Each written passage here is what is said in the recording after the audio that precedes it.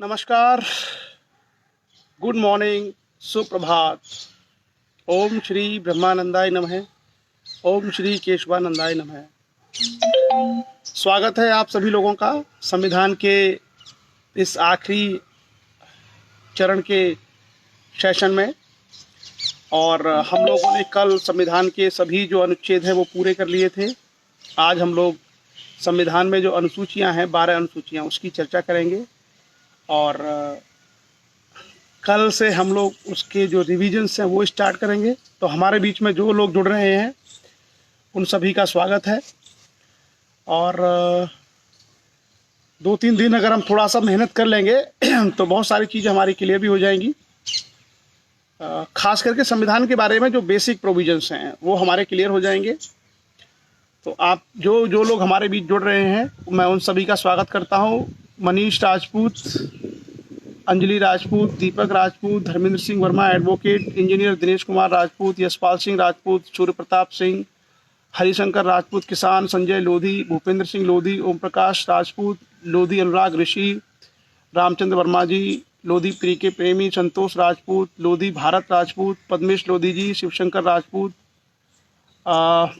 उसके अलावा हमारे साथ हैं लोधी शैलेंद्र राजपूत, राम लखन राजपूत, देशराज राजपूत, डॉक्टर कुलदीप सिंह राजपूत, सुमन सिंह लोधी, ओम प्रकाश सिंह राजपूत झांसी से, संदीप लोधी, रविंद्र सिंह राजपूत, दिगंबर दयाल लोधी राजपूत, सुनील सिंह जी, डॉक्टर सुमेंद्र कुमार, युवा Lodhi Chandravanshi Aligarh, Satyavir Singh, Kalyan Singh Rajput, Himanshu Pratap Singh Lodhi, Girish Bharat Lodhi, Puneet Rajput, Rajendra Narwariya, Anoop Kumar Verma, Manju Dayal, good morning, Devdutt Rajput, Shiv Mohan Singh Lodhi, good morning.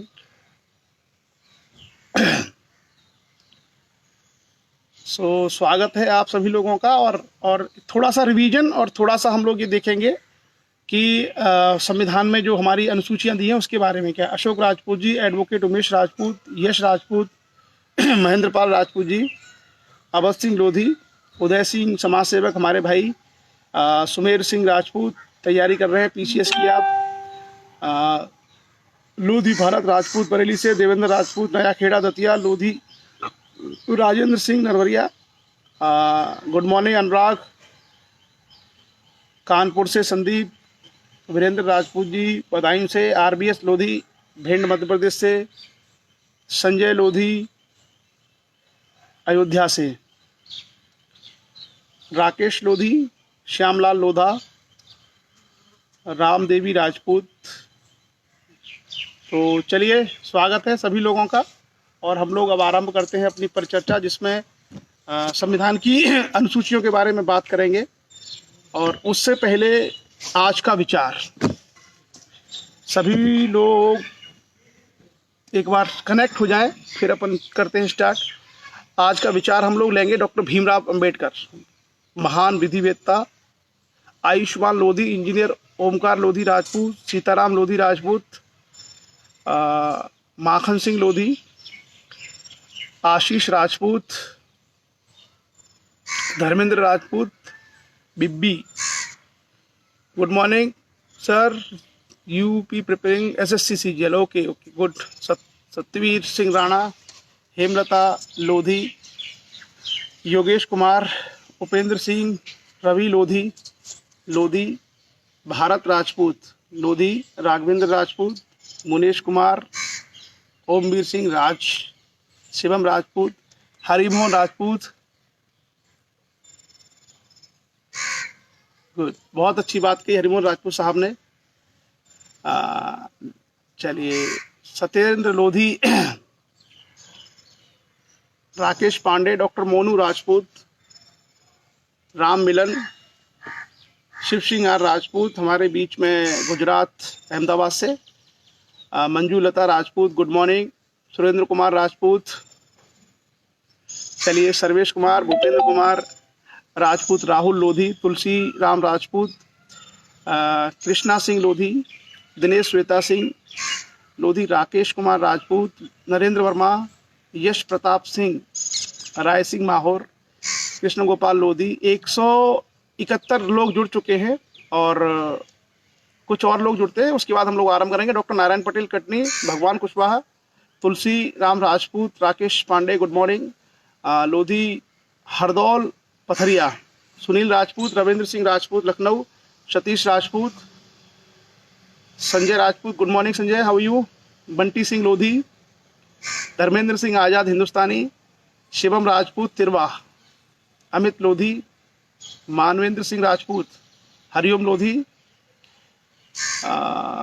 Nandlal Singh Lodhi नमस्कार good morning, Saurabh Rajput, Hemant Raghav, Satyapal Singh Rajput, Krishna Rajput good morning, Uma Rajput good morning. So चलिए भगवान कुशवाहा, चलिए साहब अब स्टार्ट करते हैं। महेश लोधी जी करेरा मध्य प्रदेश से और अवधेश लोधी, कुछ और लोगों का जुड़ने का हम लोग इंतजार करते हैं तब तक। और अंतिम दौर की कथाएं हैं जिनसे काफी चीजें मिलेंगी सीखने को, समझने को। Ajay Singh Lodhi 183, doctor Ranjeet Rajput BD campus, Lodhi Jitendra Rajput, Pushpendra Rajput Mainpuri, Abhinav Ratna Lodhi, Lodhi Jitendra Rajput, Lavkesh Kumar S Lodhi Rajput, Prashant Verma,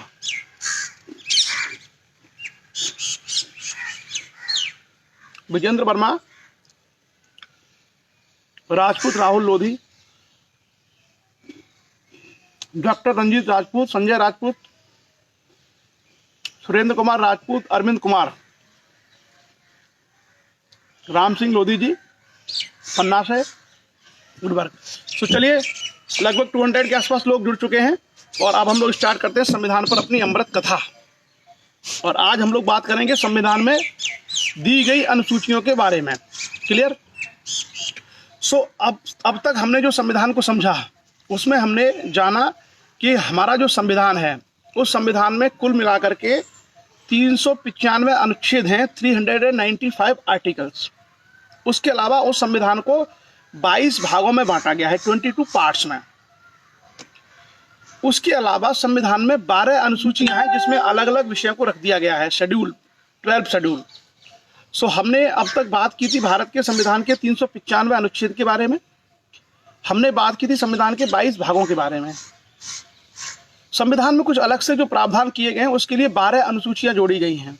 तो आज हम लोग उन्हीं 12 अनुसूचियों के बारे में बात करेंगे कि ये 12 अनुसूची क्या हैं, कौन कौन से इसमें विषय रहते हैं। जैसे अभी आपने वेतन नहीं देखा होगा कि प्रधानमंत्री का वेतन क्या होता है, राष्ट्रपति का वेतन क्या होता है, राष्ट्रपति, प्रधानमंत्री, न्यायाधीश शपथ कैसे लेते हैं, उस शपथ का प्रावधान कहाँ है, ये सब चीज़ें अभी हम लोगों ने शायद नहीं की हैं।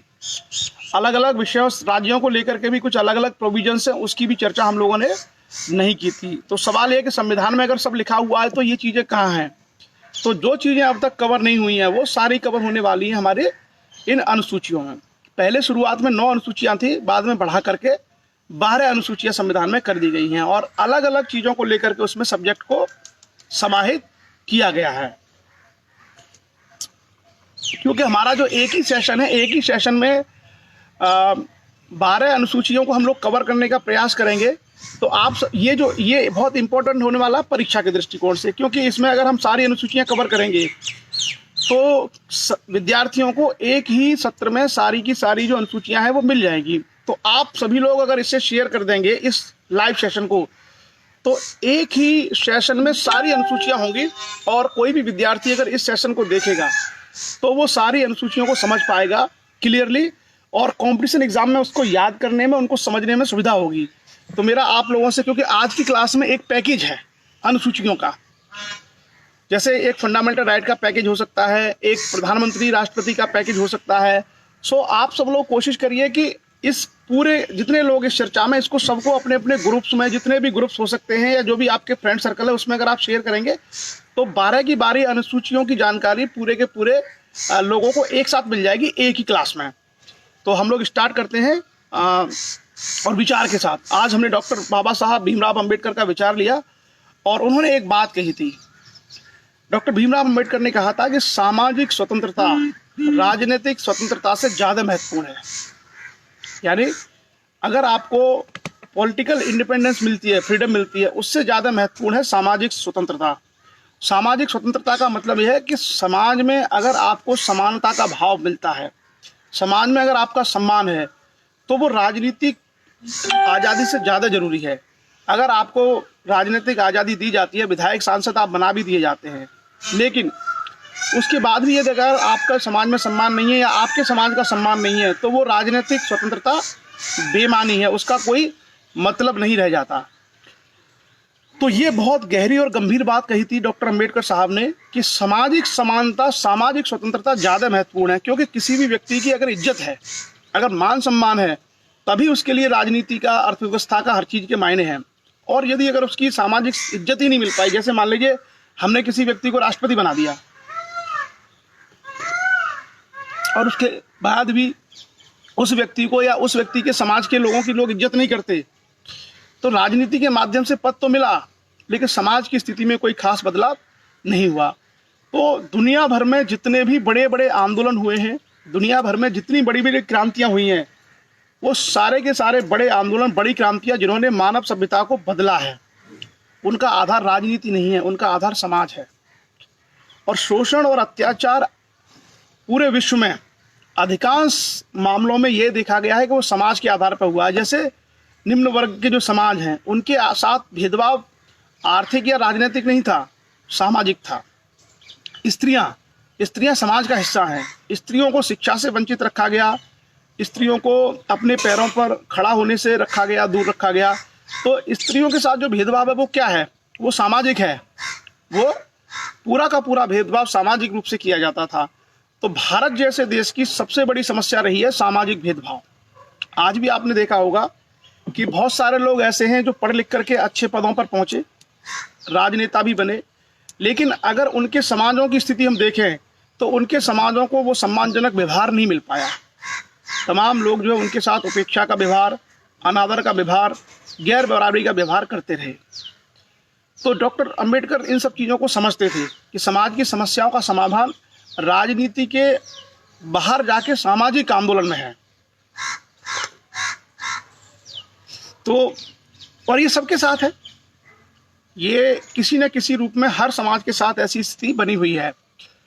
संविधान ने प्रयास किया सामाजिक समता प्रदान करने का, लेकिन व्यवहारिक रूप से वो उतना प्रभावी ढंग से लागू नहीं हो पाया। तो सभी लोग इन सब चीज़ों का ध्यान रखें और हमें निरंतर, खास करके जो पढ़े लिखे लोग होते हैं, पढ़े लिखे लोगों का काम होता है सामाजिक समरसता को, सामाजिक समता को और व्यक्ति की गरिमा को बढ़ावा देने का हम लोग कार्य करें। समाज में कहीं विषमता है, समाज में कहीं असमानता है, कहीं भेदभाव है, किसी के साथ अपमानजनक व्यवहार होता है, तो पढ़े लिखे लोगों का कार्य होता है कि समाज के रूप में और व्यक्ति के रूप में उसका परिरक्षण करें। हमें हमेशा यह प्रयास करते रहना चाहिए कि किसी की व्यक्ति की गरिमा नष्ट न हो और किसी भी समाज को अनादर, उपेक्षा और भेदभाव का सामना ना करना पड़े। और दुर्भाग्य से भारत में यही रहा है। जब हम इतिहास की क्लास में चर्चा करते हैं कि भारत इतने सालों तक, सैकड़ों सालों तक, 800-900 साल तक गुलाम रहा, तो भारत इतने लंबे समय तक गुलाम क्यों रहा है? उसका सबसे बड़ा कारण यही है कि भारत में जो सामाजिक भेदभाव है, हम लोग पढ़ लिख जरूर गए हैं, लेकिन हम लोगों ने भारतीय इतिहास के तर्क को नहीं समझा है। भारत के इतिहास में भारत की परतंत्रता का, भारत की गुलामी का सबसे बड़ा आधार है भारत की सामाजिक व्यवस्था में अपने ही लोगों के प्रति एक वर्ग के द्वारा दूसरे का शोषण, एक वर्ग के द्वारा दूसरे वर्ग का अपमान, एक वर्ग के द्वारा दूसरे वर्ग की उपेक्षा। और इसी कारण से भारत में भारतीयता का विकास नहीं हो पाया। भारत में भारतीयता का विकास नहीं हो पाया। लोग अपने अपने गुटों में, अपने अपने क्षेत्रों में, अपने अपने धार्मिक खोलों में बंधे रहे और इसी कारण से कंपोजिट तरीके से, सम्मिलित तरीके से कभी भी विदेशी शक्ति का सामना नहीं कर पाए। तो अब क्योंकि शिक्षा है लोगों के पास, अब क्योंकि जागरूकता है, अब क्योंकि संविधान है, अब क्योंकि अवेयरनेस है, तो मैं आप सभी लोगों से यही विनती करूंगा कि हम लोग इन मूल्यों को पहचानें। जो स्वतंत्रता के मूल्य, समानता के मूल्य हमको दिए गए हैं, उनको हम समझें, उनको हम पहचानें और समता मूलक समाज की स्थापना में सहयोग करें। हम केवल तभी पढ़े लिखे हैं और कई बार लोगों को ये लगता है कि हम तो थोड़े ऊंचे हैं, वो तो थोड़े नीचे हैं। तो जिस दिन आपके मन में ये आता है कि हम थोड़े ऊंचे हैं, वो थोड़े नीचे हैं, उस दिन आप अपने दिमाग पर जोर डाल के देखना, कोई और आपके बारे में कहता होगा कि आप हमसे नीचे हो। तो हम लोगों को कभी मन में ये भाव लेके नहीं आना चाहिए कि कोई हमसे नीचे है, कभी भी। क्योंकि अगर हम कभी ये लेके आएंगे कोई हमसे नीचे है, तो आप इस बात के लिए तैयार रहिए कि कोई बैठा है जो ये कहेगा कि हम आपसे ऊपर हैं। तो ये डॉक्टर अंबेडकर का विचार था, जिसमें उन्होंने राजनीति से ज्यादा महत्व सामाजिक सम्मान को दिया था, सामाजिक समानता, सामाजिक स्वतंत्रता को दिया था, और दुनिया इस बात को महसूस करती है। अब आज हम लोग अपने संविधान की अमृत कथा आरंभ करेंगे भारत के संविधान में दी गई अनुसूचियों के साथ में। तो कल हम लोगों ने आर्टिकल 395 पूरे किए थे, और आज हम लोग बात करेंगे भारत के संविधान में अनुसूची या शेड्यूल के बारे में। क्लियर? पहले भारत के संविधान में शायद 8 अनुसूचियां थी पहले शुरू में, बाद में बढ़ा करके 12 कर दी गई। क्या 8 अनुसूची है? शुरुआत करते हैं हम। अनुच्छेद 1 से लेकर अनुच्छेद 4 को पहली अनुसूची में रखा गया है। संविधान का आर्टिकल 1 से लेकर के आर्टिकल 4 पहली अनुसूची में है, फर्स्ट शेड्यूल। और आपको पता होगा कि पहला शेड्यूल में क्या है? राज्य है। बेसिकली संघ की परिभाषा, राज्य की परिभाषा है और राज्यों का विवरण है। तो इसमें जो पहली अनुसूची है उसमें राज्यों का विवरण है। कौन से राज्य भारत में? भारत में पहले 29 राज्य थे, अभी जम्मू कश्मीर को राज्य से हटा दिया है और अब उसको केंद्र शासित प्रदेश यानी यूनियन टेरिटरी बना दिया गया है। 2 हिस्सों में बांट करके, एक लद्दाख और एक जम्मू और कश्मीर। तो पहले जो 29 राज्य थे वो अब घट करके 28 हो गए। तो भारत में 28 राज्य हैं। आप सभी लोग 28 राज्यों के नाम भी याद रखें और उनकी राजधानियाँ। ये बड़े काम की चीज़ होती है। छोटे छोटे कॉम्पिटिशन एग्जाम्स में ये भी आ जाता है कि मणिपुर की राजधानी कहाँ है, मिजोरम की राजधानी कौन सी है, तेलंगाना की राजधानी कहाँ है। ऐसे क्वेश्चन भी कभी कभी छोटे छोटे कॉम्पिटिशन एग्जाम्स में आते रहते हैं। क्लियर? सो आप लोग सभी 28 राज्यों के नाम याद रखें और देखिए, बड़ा उसको एक तरफ से आप शुरू कर लें तो आपको याद हो जाएंगे। जैसे हम शुरू करते हैं ऊपर से, तो जम्मू कश्मीर तो खत्म हो गया, अब वहाँ से शुरू करेंगे। तो ऊपर भारत में हिमालय में सबसे ऊपर कौन सा राज्य है? हिमाचल प्रदेश, राजधानी शिमला। फिर नीचे आएंगे पंजाब, राजधानी चंडीगढ़। फिर नीचे आएंगे हरियाणा, राजधानी चंडीगढ़। फिर आएंगे उत्तराखंड, राजधानी देहरादून। फिर आएंगे उत्तर प्रदेश, राजधानी लखनऊ। फिर आगे बढ़ जाइए, बिहार, राजधानी पटना। बंगाल, राजधानी कोलकाता। आसाम, राजधानी दिसपुर। फिर ऊपर जाइए, सिक्किम, राजधानी गंगटोक। अरुणाचल प्रदेश, राजधानी ईटानगर।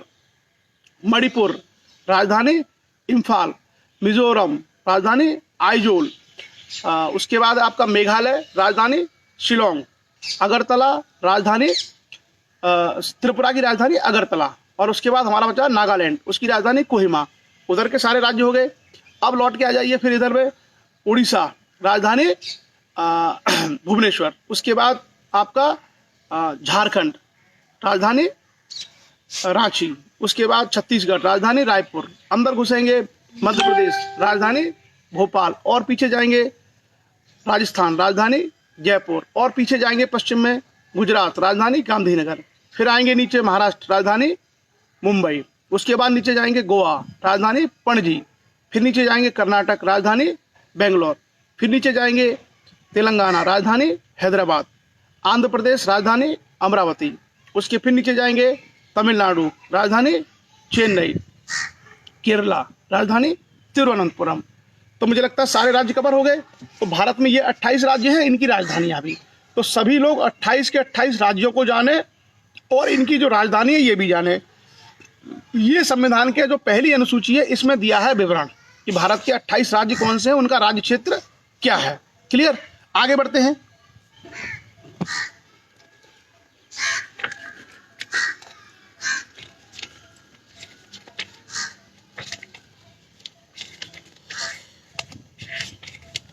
पहली ही अनुसूची में राज्य हो गए और पहली ही अनुसूची में क्या आते हैं? संघ राज्य क्षेत्र, जिसको हम लोग यूनियन टेरिटरीज बोलते हैं।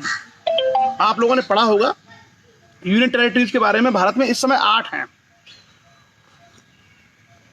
जैसे अगर हम उत्तर से शुरू करें, पांडिचेरी, चंडीगढ़, नहीं और ऊपर, अब तो लद्दाख, लद्दाख के बाद जम्मू और कश्मीर, उसके बाद पांडिचेरी, उसके बाद दिल्ली, दमन, दीव, दादरा नगर हवेली, लक्षद्वीप, अंडमान निकोबार, पुदुचेरी, ये सारे क्या है हमारे संघ शासित प्रदेश यानी संघ राज्य क्षेत्र हैं। इसका विवरण भी संविधान की पहली अनुसूची में है। तो भारत के संविधान की अगर हम पहली अनुसूची पढ़ेंगे तो क्या जानकारी मिलेगी? पहली अनुसूची से हमें जानकारी मिलेगी भारत का राज्य क्षेत्र क्या है, भारत का राज्य क्षेत्र यानी टेरिटरी क्या है भारत की, और उस टेरिटरी में कौन कौन से राज्य हैं, कौन कौन से संघ राज्य क्षेत्र हैं, इसका विवरण मिलता है हमको किसमें? अनुसूची फर्स्ट, पहला शेड्यूल। क्लियर? अब हम आगे बढ़ते हैं और आगे हम देखेंगे कि इसके बाद क्या दिया गया है। उसके बाद हम आते हैं पहली अनुसूची के बाद दूसरी अनुसूची, और दूसरी जो अनुसूची है, सेकंड जो शेड्यूल है, वो जानकारी देता है provision as to the president and at the governor of state. जो भारत के राष्ट्रपति हैं और भारत के जो राज्यपाल हैं उसके संबंध में, राज्यों के जो राज्यपाल हैं उसके संबंध में जानकारी मिलती है हमको सेकंड शेड्यूल से। क्या जानकारी मिलती है? उनके वेतन क्या होंगे और उनके पदाधिकार में जो पदावधि है उसमें क्या विशेषाधिकार होंगे, इसकी जानकारी मिलती है शेड्यूल सेकंड में। और सेकंड शेड्यूल में सब लोगों की मिलती है, जैसे राष्ट्रपति का वेतन कितना होगा, उपराष्ट्रपति का वेतन क्या होगा, राज्यपाल का वेतन क्या होगा, इसी तरीके से जो लोकसभा अध्यक्ष और उपाध्यक्ष हैं इनके वेतन और इनके लिए क्या क्या चीज़ें होंगी, और उच्चतम न्यायालय और उच्च न्यायालय के जो न्यायाधीश हैं इनके वेतन और इनके लिए विशेषाधिकार क्या क्या होंगे, ये जो सारी जानकारी है। और उसके अलावा जैसे हमने कहा भारत का महानियंत्रक एवं लेखा परीक्षक CAG, उसके बारे में भी दूसरी अनुसूची में है, उसमें जो है ये विवरण मिलेगा कि इनको कितने वेतन और क्या क्या विशेषाधिकार इनको मिलेंगे। सो कुल मिलाकर के जो दूसरी अनुसूची है, दूसरी अनुसूची में भारत के जो प्रमुख पदाधिकारी हैं, राष्ट्रपति हों, उपराष्ट्रपति हों, प्राइम मिनिस्टर हों, लोकसभा अध्यक्ष, लोकसभा उपाध्यक्ष, CAG, उच्च न्यायालय और उच्चतम न्यायालय के न्यायाधीशों के वेतन कितने होंगे, उनके विशेषाधिकार क्या होंगे, इसकी जानकारी मिलती है भारत के संविधान की अनुसूची 2 शेड्यूल सेकंड में। ठीक है, आपसे बहुत अंदर का क्वेश्चन तो नहीं आएगा, लेकिन ये जरूर पूछा जाएगा कि शेड्यूल 2 में क्या है, या शेड्यूल 1 में क्या है, या शेड्यूल 9 में क्या है, शेड्यूल 7 में क्या है। पर हमें मालूम होना चाहिए कि पहली अनुसूची क्या है। पहली अनुसूची भारत के राज्य और संघ क्षेत्र। भारत की दूसरी अनुसूची में कहा गया है कि जो पदाधिकारी है, राष्ट्रपति, राज्यपाल, इन सबके बारे में वेतन इत्यादि, इसका विवरण उसमें दिया गया है। अब हम आगे बढ़ते हैं और आगे आता है अनुसूची 3, भारत के संविधान का शेड्यूल 3। तो आपने देखा होगा कि हमने जब संविधान की चर्चा की थी तो हमने देखा था कि जो मंत्री हैं या जो सांसद हैं सभी लोग शपथ लेते हैं, या राष्ट्रपति, सब लोग शपथ लेते हैं कि मैं संविधान की शपथ लेता हूं, मैं इसकी शपथ लेता हूं, ऐसे करके शपथ लेते हैं, और शपथ लेने के बाद ही वो अपने पद पर बैठते हैं। क्लियर? मनीष शर्मा ने कहा है राज्यपाल का वेतन होता है। यस, राज्यपाल को वेतन मिलता है, राज्यपाल का वेतन होता है, बिल्कुल। उपराष्ट्रपति को जो वेतन मिलता है वो राज्यसभा के सभापति के रूप में। क्लियर? सो अब जो तीसरी अनुसूची है, थर्ड जो शेड्यूल है, वो उसी बारे में कि कौन शपथ कैसे लेगा। भाई सबके लिए, कोई भी व्यक्ति अगर अपने पद पर बैठता है तो उसको शपथ लेनी है, लेकिन वो क्या शपथ लेगा, उसका फॉर्मेट क्या होगा, उसकी लैंग्वेज क्या होगी, किस व्यक्ति के लिए कौन सी शपथ होगी, ये जानकारी मिलती है हमें संविधान के अनुसूची 3 में, शेड्यूल 3। क्या क्या है मैं आपको बेसिक बता देता हूं। जैसे संघ का मंत्री, यानी भारत सरकार में जो मंत्री होते हैं, अगर कोई व्यक्ति मंत्री पद की शपथ लेता है तो उसकी शपथ का प्रारूप क्या होगा, 1-2 आप सुन लीजिए, बाकी आप याद रखिए कि अनुसूची 3 जो है शपथ के लिए है। जैसे संघ का मंत्री, किसको बनाए मंत्री? इसमें बहुत सारे लोग दिखाई दे रहे हैं, 224 लोग हैं अभी, इसमें से हम बना देते हैं सुशील लोधी को बनाते हैं आज कैबिनेट मंत्री भारत सरकार में।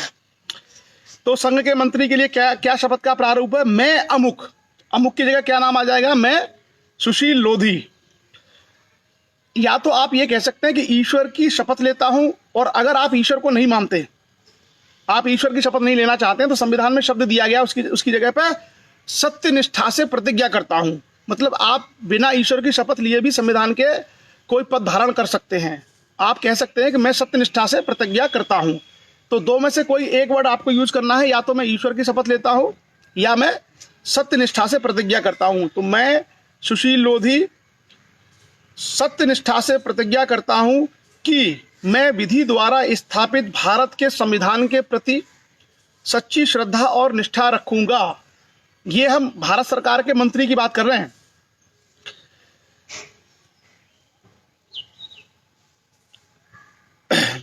मैं संघ के मंत्री के रूप में अपने कर्तव्यों का श्रद्धापूर्वक और शुद्ध अंतःकरण से निर्वहन करूंगा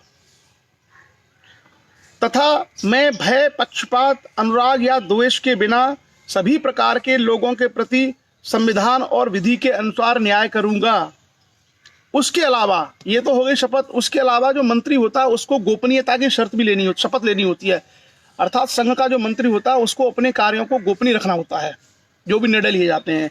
तो इस शपथ में एक और एडिशन आता है। तो कभी जब मंत्रिमंडल बनता है तो आप शपथ ग्रहण को सुनेंगे तो आपको मालूम पड़ जाएगा कि जो मंत्री होता है संघ का वो 2 बार शपथ लेता है। एक बार वो पद की और उसके बाद गोपनीयता की शपथ लेता है। क्या अगला उसी में होता है, मैं अमुक, मतलब मैं सुशील लोधी सत्यनिष्ठा से प्रतिज्ञा करता हूं कि जो विषय संघ के मंत्री के रूप में मेरे विचार के लिए लाया जाएगा अथवा मुझे ज्ञात होगा, उसे किसी व्यक्ति या व्यक्तियों को तब के सिवाय जबकि ऐसे मंत्री के रूप में अपने कर्तव्यों के सम्यक निर्वहन के लिए ऐसा करना अपेक्षित हो, मैं प्रत्यक्ष अथवा अप्रत्यक्ष रूप से संसूचित या प्रकट नहीं करूंगा। ये बन गए आप मंत्री। मंत्री की शपथ आपने ले ली। जो लोग इंग्लिश मीडियम वाले हैं उसको बता दूं, थोड़ी सी लैंग्वेज टफ थी हिंदी में। इंग्लिश में क्या है इसका, आई, जो भी अपना नाम है, I do swear in the name of God. या तो आप swear in the name of God कर सकते हैं, या आप गॉड को अगर नहीं मानते तो आप कह सकते हैं आई डू, मतलब जो भी आपका नाम है, IAB solemnly affirm, IAB solemnly affirm that I will be true faith and allegiance to the Constitution of India as by law established, that would uphold the sovereignty and integrity of India, that I will faithfully and conscientiously discharge my duties as a minister for the Union, and that I will do right to all manner of people in accordance with the Constitution and the law, without fear or favor, affection or ill will. उसके बाद इसमें जो secrecy की जो शपथ ली जाती है वो क्या है, IAB swear in the name of God / solemnly affirm that I will not directly or indirectly communicate or reveal to any person or persons or any matter which shall be brought under my consideration or shall become known to me as a minister for the Union, except as may be required for the due discharge of my duties as such minister. तो कुल मिलाकर के ये क्या थी, ये थी शपथ मंत्री के लिए। तो जो संविधान की तीसरी अनुसूची है, जो संविधान का 3rd शेड्यूल है, उसमें हमें मंत्रियों की और तमाम लोगों की शपथ की जानकारी है। कौन किस किस के बारे में जानकारी है उसमें, मिनिस्टर की, उसके बाद संसद का जो सदस्य है उसकी, उसके बाद राज्य मंत्री की, उसके उच्च न्यायालय के न्यायाधीश की, भारत के नियंत्रक और महालेखा परीक्षक की, यानी जितने बड़ी बड़ी पोस्ट हैं उन सब के लिए, राज्य के विधायकों की, राज्य के मंत्रियों की, सबकी जो शपथ है, इन सब का विवरण किसमें मिलता है, संवैधानिक पदों पर बैठने वाले सभी लोगों की शपथ का विवरण मिलता है 3rd शेड्यूल में। क्लियर? जो शपथ लेते हैं लोग अपने अपने पदों की, वो जानकारी मिलती है हमें संविधान की अनुसूची 3 में। तो आप याद रखना कि अनुसूची 3 का मतलब क्या है, संविधान की शपथ। अब आते हैं चौथी अनुसूची, 4th शेड्यूल।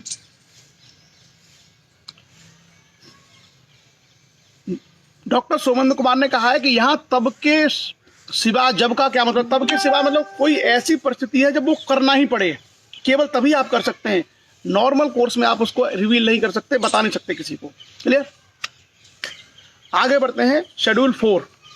चौथा अनुसूची क्या कहती है, राज्यसभा में स्थानों का आवंटन। तो आप जानते हैं कि प्रत्येक राज्य में राज्यसभा की सीटें फिक्स हैं, आवंटित कर दी गई हैं जनसंख्या के अनुसार। तो जैसे सबसे बड़ी जनसंख्या किस राज्य की है? उत्तर प्रदेश की। तो राज्यसभा की कुल जो 233 सीटें हैं फिलहाल, उनमें सबसे ज़्यादा किसको मिलेंगी? यूपी को। तो जनसंख्या के रेशियो में ही सीटों को बांट दिया गया है कि इस राज्य में इतनी सीट होंगी, इस राज्य में इतनी सीट्स होंगी। तो जो चौथी अनुसूची है उसमें यही बताया गया है कि किस राज्य को राज्यसभा की कितनी सीटें आवंटित की जाएंगी। क्लियर? तो राज्यों के नाम के आगे सीटें हैं, वो इसमें चौथी अनुसूची में है राज्यसभा की सीटें। जैसे आंध्र प्रदेश की 11 है, तेलंगाना की 7 है, आसाम में 7 है, बिहार में 16 राज्यसभा की सीटें हैं, झारखंड में 6 हैं, गुजरात में 1 है, इसी तरीके से यूपी में 31 है, सबसे ज़्यादा है। तो ये पूरी लिस्ट है हर राज्य की। जैसे पंजाब की 7 हैं, राजस्थान की 10 हैं, महाराष्ट्र की 19 हैं, तमिलनाडु की 18 हैं, पश्चिम बंगाल की 16 है। तो ये सारी की सारी लिस्ट दी हुई है राज्यसभा की कि कितने मेंबर राज्यसभा के होंगे। क्लियर? प्रत्येक राज्य में टोटल 233 सीटों को अभी तक बांटा गया है। ये है विवरण हमारा संविधान की अनुसूची 4 में। क्लियर? संविधान की अनुसूची जो 4 है, 4th में क्या है? राज्यसभा की जानकारी, राज्यसभा की सीटों का विवरण। क्लियर? अब आगे बढ़ते हैं और आगे आते हैं 5वीं अनुसूची। ये बड़े काम की है अनुसूची 5 और 6। इससे कई सारे क्वेश्चंस आते हैं। 5वीं जो अनुसूची है वो देती है provision as to the administration and control of schedule areas and schedule tribes. Bharat में कुछ ऐसे शेड्यूल एरिया हैं और कुछ ऐसे शेड्यूल ट्राइब्स के क्षेत्र हैं जिसके प्रशासन के बारे में कुछ स्पेशल प्रोविजन किए गए हैं, और ये जो प्रोविजन है वो संविधान के अनुसूची 5 में है। शेड्यूल 5। तो संविधान की जो अनुसूची 5 है वो भारत के कुछ शेड्यूल एरियाज और कुछ शेड्यूल ट्राइब्स के जो एरिया हैं उसका प्रशासन कैसे चलेगा, इसके बारे में वहाँ पर विवरण मिलता है। तो आप हमेशा याद रखना शेड्यूल 5 को, कि शेड्यूल 5 में क्या है कि अनुसूचित क्षेत्र और अनुसूचित जो जाति का प्रशासन है वो कैसे चलेगा, वो है हमारा संविधान की अनुसूची 5 में। उसके बाद और जो शेड्यूल एरिया है, उस शेड्यूल एरिया में सारे कानून लागू नहीं होते हैं। जैसे कोई अनुसूचित जाति का क्षेत्र है जहाँ विशेष अनुसूचित जनजाति रहती है, हो सकता है भारत सरकार के कई कानून वहाँ पर लागू न हो। उसके लिए संविधान की जो 5वीं अनुसूची है उसमें कोई स्पेशल कानून हो कि ये वाला कानून इनकी संस्कृति को ध्यान में रखते हुए यहाँ पर लागू होगा और ये वाला लागू नहीं होगा।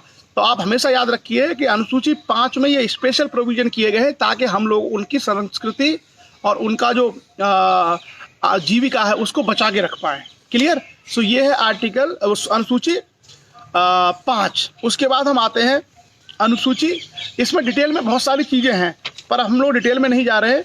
हम लोग केवल बेसिक प्रोविजन पे जा रहे हैं कि अगर कभी इस तरह के क्वेश्चंस आते हैं, और आमतौर पर यही होता है कि यहाँ से जो क्वेश्चंस आते हैं वो मोटे तौर पर फैक्चुअली पूछे जाएंगे कि अनुसूची 5 में क्या है, अनुसूची 6 में क्या है, अनुसूची 3 किससे संबंधित है, यही पूछे जाते हैं आमतौर पे, बहुत डिटेल में, क्योंकि आर्टिकल्स ऑलरेडी हम लोग कर चुके हैं सारे। अब आता है अनुसूची 6। अनुसूची 6 ये कहता है कि आसाम, मेघालय, त्रिपुरा और मिजोरम जो राज्य है उनके जो जनजाति क्षेत्र है उसके बारे में। तो देखिए आप याद रखिए यहाँ पे जो अनुसूची 5 थी, अनुसूची 5 ये थी कि शेड्यूल एरिया, जो शेड्यूल ट्राइब्स के जो एरिया हैं, जैसे वो हो सकता है मध्य प्रदेश में शेड्यूल ट्राइब्स है, उसका प्रशासन कैसे चलेगा। कोई अनुसूचित एरिया मान लीजिए महाराष्ट्र में है, उसका एडमिनिस्ट्रेशन कैसे चलेगा। ये तो है जानकारी शेड्यूल 5 में, संविधान की अनुसूची 5 में। लेकिन संविधान की अनुसूची 6 भी जोड़ी गई है और 6 में राज्यों को स्पष्ट किया गया है कि उन राज्यों में अगर कोई शेड्यूल ट्राइब्स रहती है जैसे आसाम, मेघालय और त्रिपुरा, तो अनुसूची जो 6 है, अनुसूची 6 यानी शेड्यूल 6 है कि आसाम, मेघालय, त्रिपुरा और मिजोरम में जो ट्राइबल एरियाज हैं उन ट्राइबल एरियाज के प्रशासन के बारे में किस तरीके से प्रशासन का संचालन होगा उसके लिए विवरण मिलता है शेड्यूल 6 यानी अनुसूची 6 में। क्लियर? हम लोग एक बार जल्दी आपको रिवाइज भी करा देंगे, लेकिन पहले आप इसको बेसिक समझ लीजिए कि इसके बारे में क्या क्या प्रावधान संविधान में दे रखे हैं। उसके बाद हम बढ़ेंगे अनुसूची 7 की ओर, शेड्यूल 7। और शेड्यूल 7 बेसिकली केंद्र और राज्यों के संबंध के बीच में है।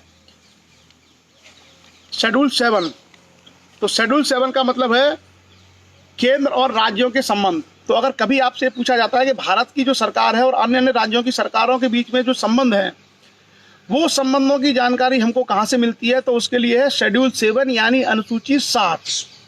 अनुसूची 7। और अनुसूची 7 में क्या है, संघ सूची है। संघ सूची आप जानते हैं, यूनियन लिस्ट, जिसमें केवल कानून भारत सरकार बना सकती है। जैसे क्या क्या है, मैं आपको 2-4 पढ़ के सुना दूं, फिर आप समझ जाएंगे कि ऐसे कानून जो केवल भारत सरकार बना सकती है उसको बोलते हैं यूनियन लिस्ट, यानी संघ की सरकार ही उस पर कानून बना सकती है। तो पहली सूची है इसमें यूनियन लिस्ट। उसमें क्या विषय है, जैसे भारत के किसी भाग की रक्षा करना और इससे जुड़ा कोई मसला हो, भारत की नौसेना, वायुसेना और संघ के अन्य जो सशस्त्र सेनाएं हैं उसके संबंध में कोई कानून हो, तो किसकी अधिकारिता है, भारत सरकार की। उसके अलावा छावनी परिसरों का सीमांकन हो, या आयुध, गोला बारूद, विस्फोटक, परमाणु ऊर्जा, उसका उत्पादन। जैसे आपने देखा होगा कि आप लोगों के कई राज्यों में एटॉमिक एनर्जी प्लांट बने हुए हैं। जैसे उत्तर प्रदेश में बुलंदशहर जिले में नरोरा एक जगह है, वहाँ नरोरा में क्या है, वहाँ एक एटॉमिक प्लांट बना हुआ है नरोरा में। तो वो जो एटॉमिक यानी परमाणु ऊर्जा का भारत में कहीं भी उत्पादन होगा किसी भी राज्य के अधीन, तो वो परमाणु ऊर्जा किसके अंदर आएगा, सीधा भारत सरकार के अंदर आएगा। उसको कंट्रोल भारत सरकार करेगी। उसके संबंध में कोई भी नियम कानून बनाना है तो गवर्नमेंट ऑफ इंडिया बनाएगी, उस पर राज्य नहीं बना सकता। लेकिन कोयला से बिजली बनानी हो, हाइड्रो पानी से बिजली बनानी हो, तो कौन कर सकता है, राज्य कर सकता है। लेकिन परमाणु ऊर्जा किसका विषय है, भारत सरकार का। क्लियर। आगे हम चर्चा करते हैं उसी में, जैसे विदेश है, रक्षा है, डाक है, तार है, संयुक्त राष्ट्र संघ के मामले हैं, वैदेशिक मामले हैं, प्रत्यर्पण करना है, किसी की संधि करनी है, ये जो सारे मामले हैं, ये सारे के सारे मामले किस में आते हैं, यूनियन लिस्ट में, केंद्रीय सूची में, अर्थात भारत सरकार की अधिकारिता। जैसे रेल है, रेल भी किसका है, भारत सरकार का। डाक, तार, टेलीफोन, सिक्का, करेंसी, रिजर्व बैंक, ये जो सारे के सारे मामले हैं, स्टॉक एक्सचेंज, पेटेंट, बाट के माप के मानक तय करना, बहुत सारे विषय हैं इसमें। अगर आप देखेंगे तो मुझे लगता है कितने विषय होंगे यूनियन लिस्ट के अंदर अंदर, केंद्रीय सूची में कौन कौन से विषय आएंगे उसके बारे में 97 अभी तक कुल विषय हैं। यूनियन लिस्ट में 97 सब्जेक्ट ऐसे हैं, 97, जिस पर केंद्र कानून बना सकता है। मतलब केंद्रीय सूची के सब्जेक्ट हैं 97। तो आप लोग याद रखना कि केंद्रीय सूची में कितने विषय आते हैं भारत के संविधान में, जिस पर केंद्र सरकार या संघ सरकार कानून बनाती है। तो 7वीं अनुसूची में दिया गया है कि ऐसे 97 विषय हैं, 97 विषय हैं जिस पर संघ सरकार कानून बनाएगी, जो यूनियन लिस्ट में आते हैं। उसके बाद दूसरी सूची क्या होगी, राज्य सूची, जिसमें स्टेट लिस्ट कहते हैं, जिसमें सरकारें राज्यों की कानून बनाएगी। उसमें कितने सब्जेक्ट हैं, उसमें जो हमारे सब्जेक्ट हैं राज्य सूची में, वो है लगभग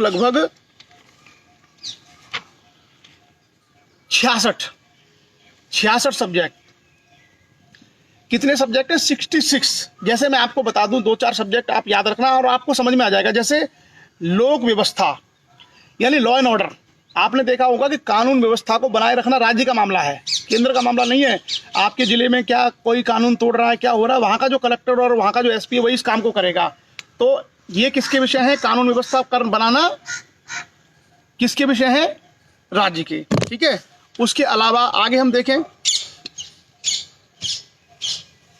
स्थानीय शासन, जैसे ग्राम पंचायतें इत्यादि जो स्थानीय शासन है, नगर पालिका, ये किसके अंदर आते हैं, राज्य सूची के अंदर आते हैं।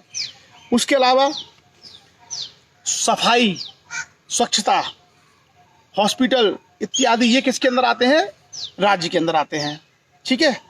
पशुधन, कृषि, ये किसके विषय है, राज्य के।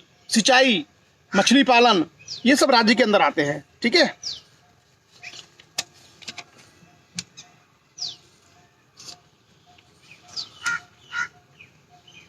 पथकर, टोल टैक्स जो लगता है वो भी राज्य का होता है।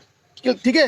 तो कुल मिलाकर के ऐसे 66 सब्जेक्ट हैं, 66 जो किसके अंदर आते हैं, राज्य सूची के अंदर आते हैं। उसके अलावा एक ऐसी लिस्ट भी होती है, हम 7वीं अनुसूची की बात कर रहे हैं, एक ऐसी लिस्ट भी होती है जिसमें केंद्र और राज्य दोनों कानून बना सकते हैं, उसको कहते हैं समवर्ती सूची। दोनों का मिक्स होता है उसमें, इंग्लिश में उसके लिए वर्ड होता है कॉन्क्रीट लिस्ट। अब कॉन्क्रीट लिस्ट में कानून तो दोनों बना सकते हैं, केंद्र भी और राज्य भी, लेकिन मैंने आपको स्पष्ट किया था कि कभी भी अगर कोई विवाद हो जाता है केंद्र के और राज्य के कानून में, तो हमेशा केंद्र का ही कानून माना जाएगा। ये हम लोग ऑलरेडी इस बात को पहले पढ़ चुके हैं। क्लियर? तो जो हमारी समवर्ती सूची है, समवर्ती सूची में कितने सब्जेक्ट हैं? इसमें है आई थिंक 47।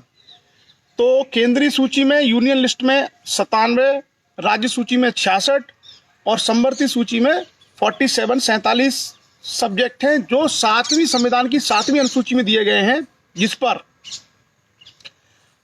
अलग अलग सरकारें कानून बना सकती हैं। क्लियर? अब देखिए समवर्ती सूची में क्या होगा, ऐसे कौन से मामले हैं जिस पर केंद्र भी कानून बना सकता है और राज्य भी। तो मैं 2-4 आपको बताता हूं। जैसे समवर्ती सूची में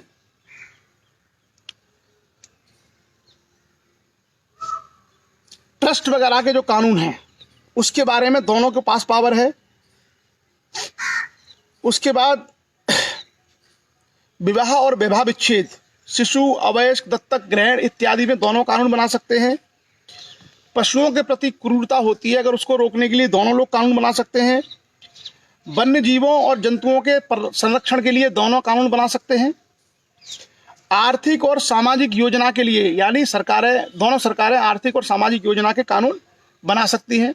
उसके अलावा श्रमिक कल्याण के लिए, व्यापार संघ के लिए, विधि वृत्ति के लिए, चिकित्सा वृत्ति के लिए दोनों ही सरकारें कानून बना सकती हैं। उसके अलावा जन्म मरण सांख्यिकी, जन्म मरण का रिकॉर्ड रखना, जन्म और मृत्यु का रजिस्ट्रीकरण करना, ये कानून दोनों बना सकते हैं।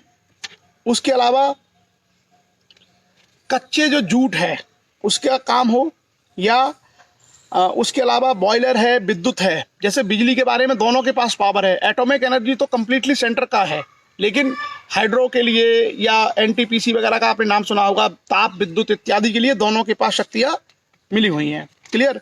उसके अलावा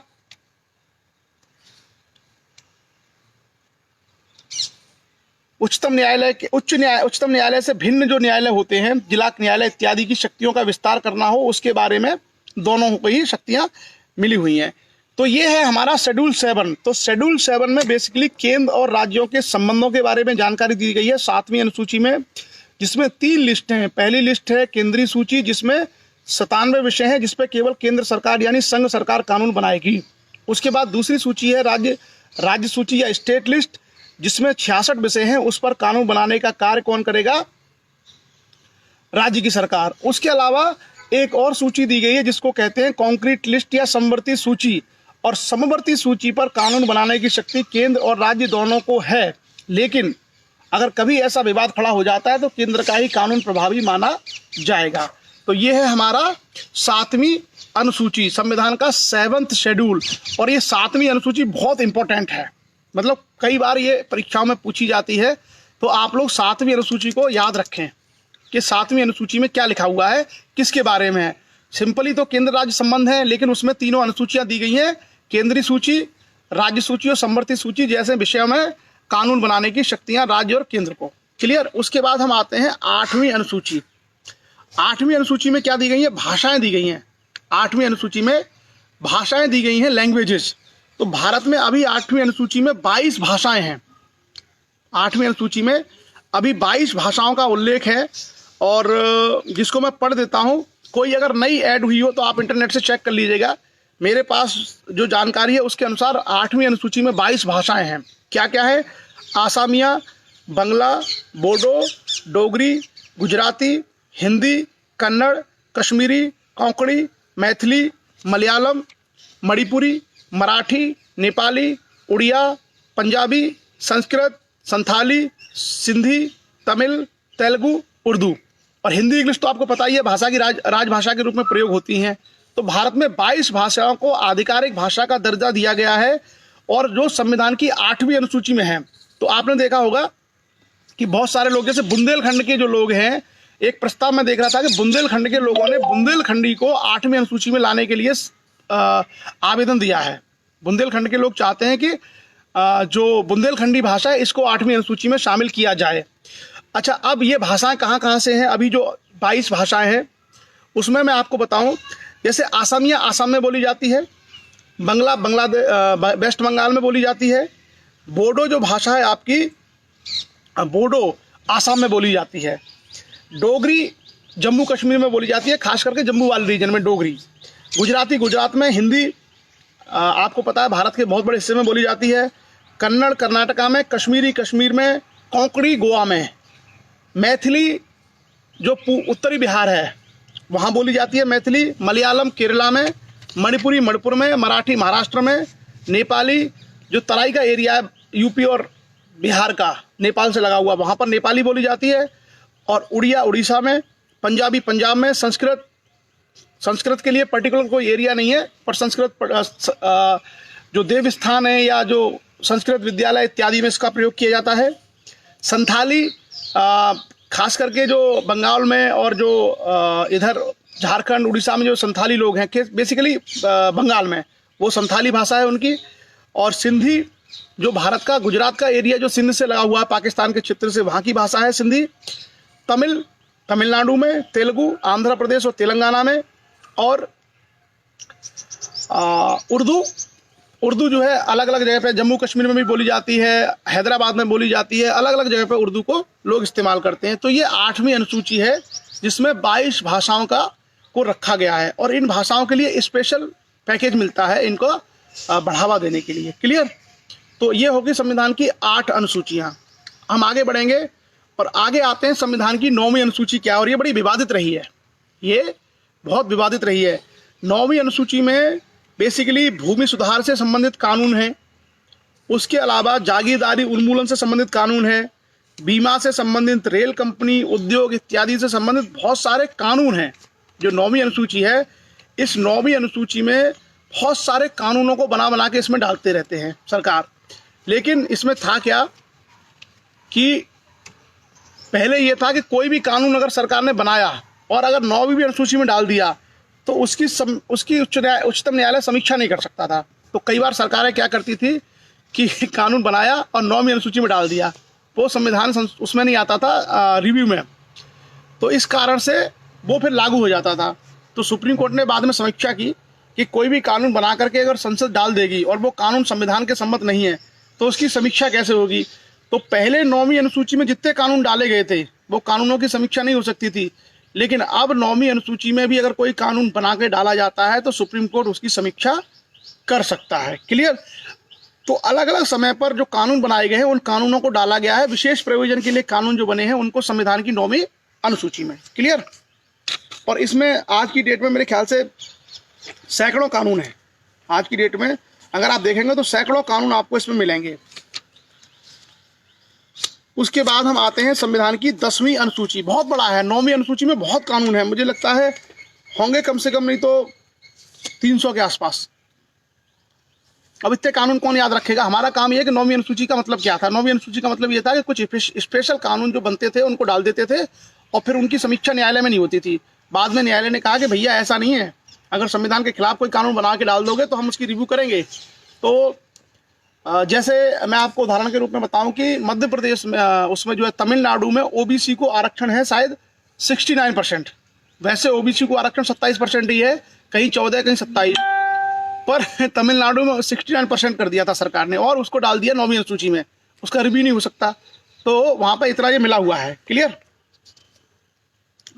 उसके बाद हम आते हैं 10वीं अनुसूची।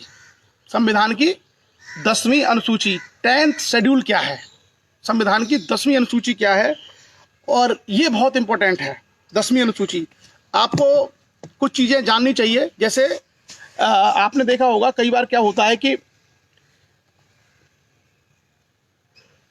चुनाव हुए और चुनाव में किसी सरकार को बहुमत नहीं मिला, 2-3 पार्टियां खड़ी थी, किसी पार्टी को बहुमत नहीं मिला, तो ऐसे में क्या करते थे, खरीद फरोख्त होती थी कि किसी पार्टी के 20 MLA खरीद लिए या 20 MLA इधर आ गए और वो सरकार बना लेते थे अपनी पार्टी के खिलाफ जाके दूसरी पार्टी के साथ मिल करके। तो उसको बोलते थे दल बदल करना। क्या करना? दल बदल करना। ये भारत में पहले बहुत होता था। तो बाद में जो है भाई देखा गया कि यार ये क्या मजाक है, जनता ने वोट तुम्हारे खिलाफ दिया था और तुम जाके उनसे ही मिल गए। तो इसको रोकने के लिए संविधान में फिर 10वीं अनुसूची जोड़ी गई। कौन से? 10वीं अनुसूची। और 10वीं अनुसूची में दल बदल को रोकने के लिए, यानी आप जिस पार्टी से चुनाव लड़े हो उसी पार्टी में रहना होगा, आप पार्टी छोड़ के नहीं भाग सकते हो। तो ये जो दल बदल करते थे लोग, इस दल बदल को रोकने के लिए 10वीं अनुसूची का प्रावधान किया गया। और उसमें ये प्रावधान किए गए कि कोई भी व्यक्ति केवल कुछ परिस्थिति या कुछ शर्तें हैं तभी अपनी पार्टी छोड़ करके दूसरी पार्टी में जा सकता है। ऐसे नहीं है कि किसी का भी मन हुआ और पार्टी छोड़ के चला गया। उसी में ये प्रावधान किया गया था और ये आई थिंक जोड़ा गया है आपका संविधान में, इसको ऐड किया गया है 2003 में। 2003 में ये कानून आया है, दल बदल वाला कानून। और इसमें ये कहा गया कि अगर कोई दल बदलेगा यानी पार्टी छोड़ के जाएगा तो उसको डिस्क्वालीफाई कर दो, मेंबरशिप भी छीन लो उसकी। तो क्या क्या है इसका मैं बता दूं। कुछ प्रोविजन है कि कब जो है वो डिस्क्वालीफाई हो जाएगा। सबसे पहले तो इंटरप्रिटेशन है, in this schedule unless the context otherwise requires. सदन का मतलब है कोई भी सदन, किसी राज्य का सदन हो सकता है या केंद्र का जो लोकसभा और राज्यसभा हो सकता है। सदन के सदस्य के संबंध में वही है जो हम लोग समझते हैं विधायक सांसद के बारे में। अब कैसे कोई व्यक्ति डिस्क्वालीफाई होगा, यानी disqualification on ground of defection, इसको बोलते हैं एंटी डिफेक्शन लॉ। 10वीं अनुसूची में दिया गया है कि अगर आप विधायक सांसद बन गए, अपनी पार्टी अगर छोड़ के जाओगे तो विधायक सांसद नहीं रह पाओगे, छीन ली जाएगी सदस्यता। कैसे छीनी जाएगी वो मैं आपको बताता हूं। उसने ऐसे राजनीतिक दल की अपनी सदस्यता इच्छा से छोड़ दी है। मान लीजिए कोई व्यक्ति पार्टी ए का मेंबर बना, क्लियर, और फिर उसको 6 महीने बाद लगा कि नहीं भाई इसमें ठीक से काम नहीं कर पा रहा हूं, तो वो सदस्यता को छोड़ सकता है, त्याग पत्र दे सकता है। तो ये तो सिंपल तरीका है भाई, कोई भी आदमी अपने पद छोड़ दे, इवन प्रधानमंत्री भी छोड़ सकता है, राष्ट्रपति भी छोड़ सकता है, कोई अफसर भी छोड़ सकता है। तो वो तो सिंपल प्रोविजन है सबके लिए। तो इसमें एक तो यही था कि अगर कोई भी सदस्य, चाहे मेंबर ऑफ पार्लियामेंट है, चाहे विधानसभा का सदस्य है, विधान परिषद का, वो और चाहे तो छोड़ सकता है, त्याग पत्र दे सकता है, पहली। दूसरा क्या है, इसको बहुत ध्यान से सुनना दूसरे वाले को। ये ऐसे राजनीतिक दल द्वारा जिसका वह सदस्य है अथवा उसके द्वारा इस निमित्त प्राधिकृत किसी व्यक्ति या प्राधिकारी द्वारा दिए गए किसी निर्देश के विरुद्ध ऐसे राजनीतिक दल व्यक्ति या प्राधिकारी की पूर्व अनुज्ञा के बिना ऐसे सदन में मतदान करता है या मतदान करने से विरत रहता है, और ऐसे मतदान या मतदान करने से विरत रहने को ऐसे राजनीतिक दल व्यक्ति या प्राधिकारी ने ऐसे मतदान या मतदान करने से विरत रहने की तारीख से 15 दिन के भीतर माफ नहीं किया है। तो इसका बेसिक मतलब ये है कि जैसे मान लीजिए किसी हाउस में, किसी सदन में कोई वोटिंग होनी है, मतलब कहा कि भाई हम ये कानून लेके आ रहे हैं, इस कानून में सरकार के जो सदस्य हैं उनको इसके पक्ष में वोट देना है। विपक्षी जो पार्टी है वो कहेगी कि भाई आपको इसके विरोध में वोट देना है। तो प्रत्येक पार्टी एक व्हिप नियुक्त करती है जिसको बोलते हैं सचेतक। 10-15 लोग सचेतक रहते हैं, विधायक वगैरह, और केंद्र में भी कई सारे सांसद रहते हैं सचेतक। उसमें एक चीफ व्हिप भी होता है, उनका जो है मुखिया भी होता है एक व्हिप का, जिसको बोलते हैं मुख्य सचेतक। तो जब कोई कानून बनाना होता है तो वहाँ जो व्हिप होता है या जो सचेतक होता है, वो सचेतक का काम होता है कि वो ये व्हिप जारी करता है कि तुमको पार्टी के पक्ष में मतदान करना है। अब मान लो कोई आदमी पार्टी के पक्ष में मतदान ना करे, मान लीजिए, हो सकता है वो उसको पसंद ना आए बिल कि भाई मैं नहीं करूँगा पार्टी के पक्ष में, तो व्हिप जारी जिसने की थी अगर 15 दिन के अंदर उसको माफ़ नहीं किया तो उसकी सदस्यता समाप्त की जा सकती है। क्लियर? तो आप लोगों ने सुना होगा ना कि वो फलाने सचेतक बन गए, वो लोग व्हिप बन गए, वो सांसद को व्हिप बना दिया, उस विधायक को व्हिप बना दिया। व्हिप का काम बेसिकली क्या होता है कि सब लोग उनसे रिक्वेस्ट करना कि भाई सारे विधायक या सांसद मिलकर के पार्टी के पक्ष में वोट डालो, ये उसकी पोस्ट होती है। और जो चीफ व्हिप होता है, चीफ व्हिप की उल्लंघन करने पर, अवज्ञा करने पर क्या होता है कि आपकी मेंबरशिप जा सकती है। क्लियर? एक प्रोविजन ये है। उसके बाद क्या है,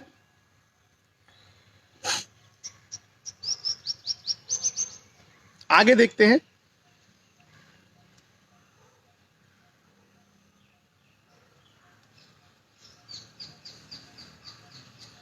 अगला प्रोविजन है कि सदन का कोई निर्वाचित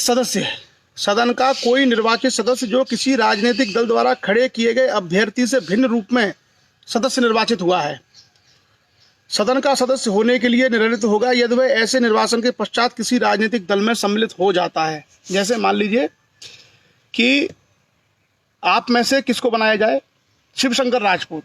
शिवशंकर राजपूत जो है उनको लगता है कि मुझे विधायक बनना चाहिए या मुझे सदस्य बनना चाहिए सांसद का, तो इनने चुनाव लड़ा निर्दलीय लखनऊ कैंट से, और ये शिवशंकर राजपूत चुनाव जीत गए, ये बन गए निर्दलीय विधायक। क्लियर। अब विधायक बनने के बाद इनकी इच्छा उमड़ी कि भाई ये पार्टी बढ़िया है और मैं इस पार्टी को ज्वाइन कर लूँ। तो निर्दलीय विधायक बनने के बाद आप किसी सरकार को समर्थन तो दे सकते हैं, लेकिन अगर आपने निर्दलीय जीतने के बाद कोई पार्टी ज्वाइन कर ली तो आपकी सदस्यता समाप्त हो जाएगी। क्लियर। सो याद रखना भैया, जिन जिन लोगों को निर्दलीय विधायक सांसद बनना है, याद रखना अपने निर्दलीय बने रहना है, समर्थन चाहे किसी का करना। अगर पार्टी ज्वाइन करोगे तो आपकी मेंबरशिप चली जाएगी। क्लियर। चलिए आगे हम बढ़ते हैं। और आगे क्या प्रोविजन है, आगे है इसमें एक और कैसे कैसे डिस्क्वालीफाई करते हैं। 10वीं अनुसूची बेसिकली उन लोगों के लिए है, देखो पहले क्या दल बदल बहुत होती थी, इस सरकार से कूद के उस सरकार में चले गए, उस सरकार से इस सरकार में कूद गए। तो 2003 में एक कानून बना दिया कि भैया जिससे चुन के आओ उस पार्टी में ही रहोगे, कोई दल बदल नहीं करेगा। दल बदल करोगे तो मेंबरशिप खत्म, लायक ही नहीं रहोगे दल बदल के। अगला क्या प्रावधान है इसमें, अगला प्रावधान ये है कि सदन का कोई नाम निर्देशित सदस्य सदन का सदस्य होने के लिए डिस्क्वालीफाई होगा यदि वह यथास्थित अनुच्छेद 19 या अनुच्छेद 188 की अपेक्षाओं के अनुपालन करने के पश्चात, जैसे मान लीजिए आपने देखा होगा 2 तरह के मेंबर होते हैं। एक तो मेंबर वो होते हैं जो चुन के आते हैं, एक मेंबर वो होते हैं जो नॉमिनेट होते हैं। जैसे राज्यसभा में 12 सदस्य नॉमिनेट होते हैं। क्लियर। राज्यसभा में 12 सदस्य नॉमिनेट होते हैं। तो ऐसे में मान लीजिए कोई व्यक्ति नॉमिनेट करके सांसद बना दिया, ठीक है, नॉमिनेट कर दिया, उसको सांसद बना दिया। अब अगर सांसद बनने के 6 महीने के अंदर अंदर अगर उसने कोई पार्टी ज्वाइन कर ली तो भी उसकी मेंबरशिप चली जाएगी। कोई व्यक्ति अगर नॉमिनेट किया है सरकार ने कि भाई तुम सांसद नॉमिनेट हो गए, और उसने अगर कोई पार्टी ज्वाइन कर ली 6 महीने के अंदर अंदर तो भी उसकी मेंबरशिप चली जाएगी। तो अब तक हमने 3 बातें पढ़ी। पहले ही तो किसी ने अगर अपनी मर्जी से रिजाइन कर दिया तो मेंबरशिप चली जाएगी। दूसरा कहा कि अगर किसी व्हिप जो पार्टी का मुख्य सचेतक होता है और उसने कहा है कि इस बिल पर आपको पार्टी के पक्ष में मतदान करना है, और वो व्हिप की बात नहीं मानता है, पार्टी के पक्ष में मतदान नहीं करता है, और 15 दिन के अंदर अंदर व्हिप ने उसको माफ़ नहीं किया तो भी उसकी मेंबरशिप चली जाएगी। 2 बातें होगी। तीसरा क्या है कि कोई आदमी अगर निर्दलीय चुनाव जीत जाता है और वो अगर किसी पार्टी को ज्वाइन कर ले तो भी उसकी सदस्यता चली जाएगी। तो निर्दलीय हो तो भैया निर्दलीय रहना अगर विधायकी करनी है, सांसदी करनी है, नहीं तो निकल जाएगी। उसके बाद अगला क्या था, अगला ये था कि कोई मेंबर अगर नॉमिनेट हुआ है, मतलब चुनाव नहीं हुआ, नॉमिनेट किया है उसको सांसद या विधायक या विधान परिषद के सदस्य के रूप में, और वो अगर 6 महीने के अंदर अंदर कोई पार्टी ज्वाइन कर ले तो उसकी भी मेंबरशिप चली जाएगी। क्लियर। उसके बाद 1-2 प्रबंध और हैं।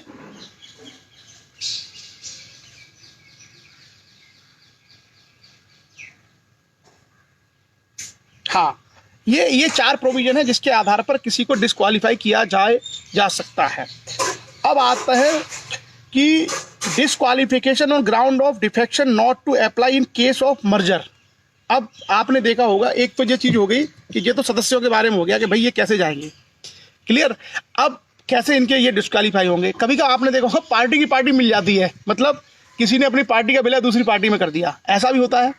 कई बार देखा है कि बहुत सारे जो लोग हैं 15 विधायक अलग हो गए, बोले हम तो अपनी पार्टी बनाएंगे, और अपनी पार्टी बना करके वो अलग हो गए और फिर अपनी पार्टी को मर्ज कर दिया, दूसरी पार्टी में मिला दिया।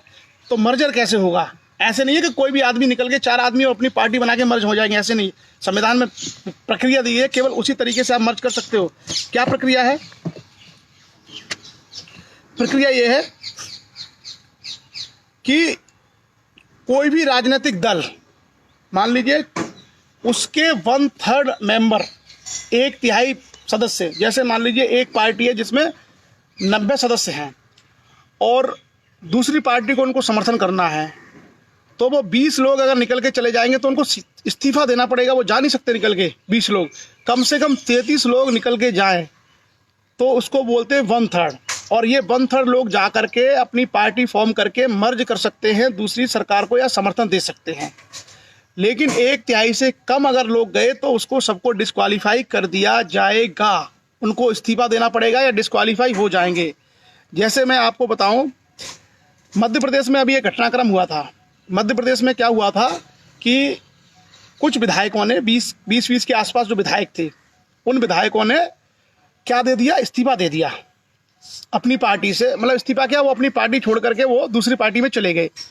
तो आपने कहा ना, जैसे मैंने कहा कि अगर आपकी पार्टी में 100 लोग हैं और 20 लोग अगर जा रहे हैं तो 1/3 से कम है, वो 1/3 से वो कम है।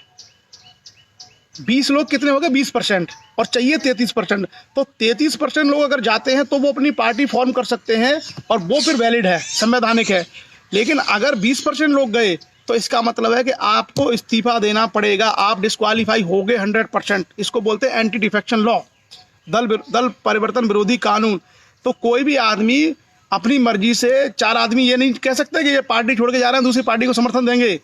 अगर किसी पार्टी के 4 आदमी, 4 विधायक दूसरी पार्टी को छोड़ के जा रहे हैं तो वो लोगों को डिस्क्वालीफाई होना पड़ेगा। तो अभी जो मध्य प्रदेश का घटनाक्रम है वो पूरी तरीके से उसी एंटी डिफेक्शन लॉ, जिसको बोलते हैं दल बदल विरोधी कानून, उसी में आता है। जो 20 लोग छोड़ के गए थे पार्टी, उन 20 के 20 को रिजाइन करना पड़ेगा, उन 20 के 20 को रिजाइन करना पड़ेगा। दोबारा इलेक्शन होंगे, वो 20 अब विधायक नहीं बने रह सकते। पहले ये व्यवस्था थी कि वो 20 के 20 चले जाते, उनको मंत्री बना देते थे। 20 लोग आए और 20 को मंत्री बना दिया। लेकिन अब नहीं। अब अगर आपको कोई पार्टी तोड़नी है तो आपको पार्टी आप केवल तभी तोड़ सकते हैं जब 1/3 यानी 33% लोग आपके साथ हों। कितने? 33% लोग आपके साथ हों, तभी आप डिफेक्शन कर सकते हैं पार्टी में। अगर आपके पास 33% लोग नहीं है तो आप पार्टी नहीं तोड़ सकते। आप अगर जाओगे छोड़ के तो आपकी मेंबरशिप चली जाएगी। क्लियर? तो जो 20 लोग गए हैं मध्य प्रदेश में, उन सबको इस्तीफा देना पड़ा और फिर अब वहां चुनाव होंगे। और अगर वो चुनाव में हार गए तो जो जीतने वाला है वो विधायक रहेगा। क्लियर? आगे चलते हैं।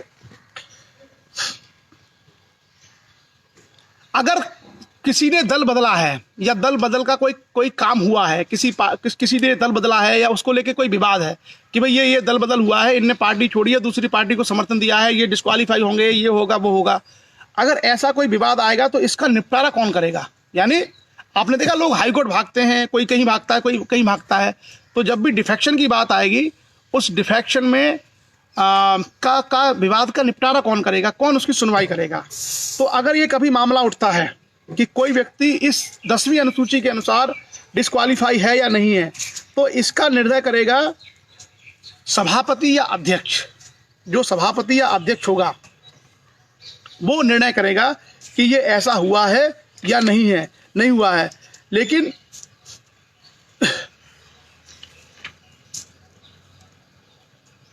सभापति यानी लोकसभा का अध्यक्ष या राज्यसभा का सभापति या विधानसभा का अध्यक्ष वही तय करेंगे कि ये डिफेक्शन हुआ है या नहीं हुआ है। लेकिन कभी कभार क्या होता है, जिस पार्टी के लोग गए छोड़ के, उस पार्टी के अध्यक्ष है, वो तो मानेगा नहीं। तो क्या करते हैं, फिर लोग हाईकोर्ट भी चले जाते हैं, कोर्ट भी चले जाते हैं। लेकिन इसमें जो अंतिम निर्णय है वो क्या है, आपके विधानसभा सभापति या अध्यक्ष का होगा।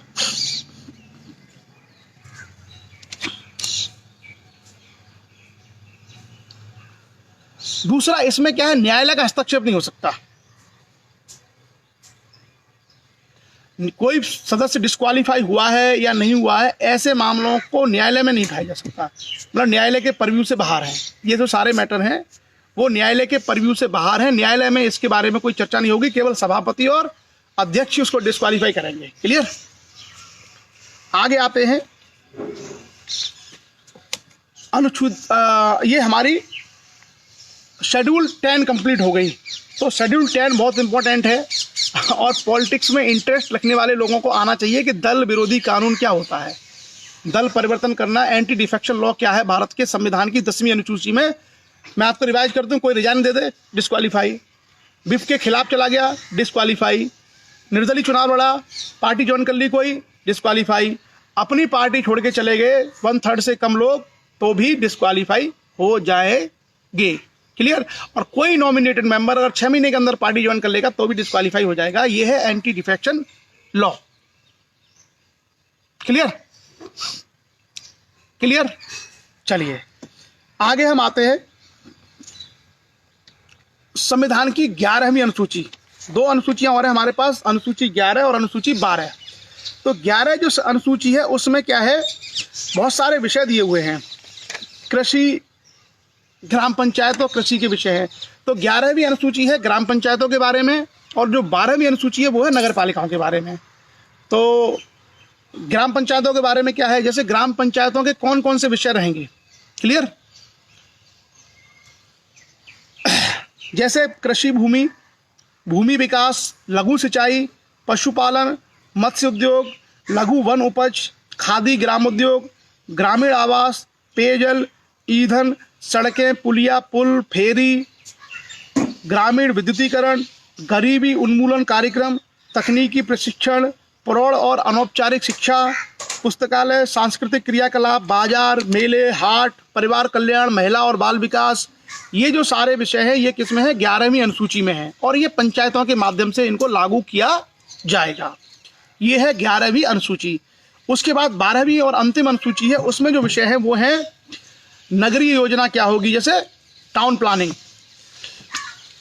नगर की भूमि का उपयोग कैसे होगा, उसका एक्सचेंज कैसे होगा, उसकी सेल कैसे होगी। उसके बाद सड़कें बनाना, पुल बनाना, घरेलू और औद्योगिक वाणिज्यिक प्रयोजन के लिए जल देना, जितना वाटर टैक्स लगता है नगरों में, वाटर टैक्स, हाउस टैक्स, नगर में जंगल लगाना, पार्क बनाना, नगरों में जो गरीबी है उसको दूर करने के लिए कार्यक्रम चलाना, गंदी बस्तियों का सुधार करना। ठीक है, कुल मिला के तो जो 11वीं अनुसूची थी उसमें 29 सब्जेक्ट हैं, और जो 12वीं अनुसूची है उसमें 18 सब्जेक्ट हैं। 11वीं अनुसूची के 29 सब्जेक्ट ग्राम पंचायतों के लिए हैं, और 12वीं अनुसूची के जो 18 सब्जेक्ट हैं वो नगर पंचायत या नगर पालिकाओं के लिए हैं। क्लियर। तो ये सारी लिस्ट दी हुई है। तो ये कुल मिलाकर के हमारी आज संविधान की परिचर्चा की 12 अनुसूचियां हैं, और अक्सर 1 या 2 क्वेश्चंस ऐसे जरूर होते हैं जो अनुसूचियों से पूछे जाते हैं, किस अनुसूची का संबंध किससे है। क्लियर। सो आपको समझ में आया होगा, और याद रखना आप लोग, जैसे अनुसूची 1 याद रखना भारत का संघ क्षेत्र है, अनुसूची 3 याद रखना जिसमें शपथ है, अनुसूची 5 और 6 जो जनजातीय एरिया है उसके लिए याद रखना, अनुसूची जो 7 है जिसमें केंद्र और राज्यों के संबंध है और तीनों लिस्ट की जानकारी है, केंद्रीय सूची, राज्य सूची और समवर्ती सूची के बारे में, 7 याद रखना। अनुसूची 8 याद रखना जिसमें भाषाएं हैं भारत की 22, अनुसूची 9 याद रखना जिसमें ऐसे कानून बना के डाल दिए गए हैं जिनकी समीक्षा नहीं होती है, हालांकि अब समीक्षा होती है। अनुसूची 10 तो हमने बहुत डिटेल में चर्चा की कि 10 में कैसे दल बदल विरोधी कानून को बनाया गया 2003 में, और अनुसूची 11 ग्रामीण विकास के लिए है, 29 विषय हैं, और अनुसूची 12 में 18 विषय हैं नगर नियोजन, नगर प्लानिंग, नगर पालिकाओं के लिए। तो ये कुल मिलाकर के हमारा आज की चर्चा रही अनुसूचियों के बारे में। अब देखिए, हम लोग संविधान के लगभग सभी प्रावधानों पे चर्चा कर चुके हैं। क्लियर। हम संविधान के सभी प्रावधानों पर चर्चा कर चुके हैं। हमने सारी अनुसूचियां भी कर ली, और हमने सारी भाग भी कर लिए 22 के 22, और हमने सारे के सारे आर्टिकल भी कर लिए। क्लियर।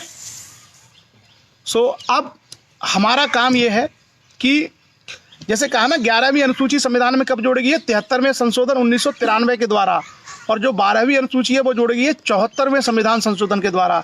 तो संविधान में 73वां संविधान संशोधन आया था ग्राम पंचायतों के लिए, और 74वां संशोधन आया था नगर पालिकाओं को, दोनों को संवैधानिक दर्जा दिया गया था। उसी के बाद संविधान में 11वीं और 12वीं अनुसूचियां जोड़ी गई। पहले 8 थी, फिर 10 हुई, फिर 12 हो गई। तो अभी संविधान में कुल मिलाकर के 12 अनुसूचियां, 12 शेड्यूल हैं।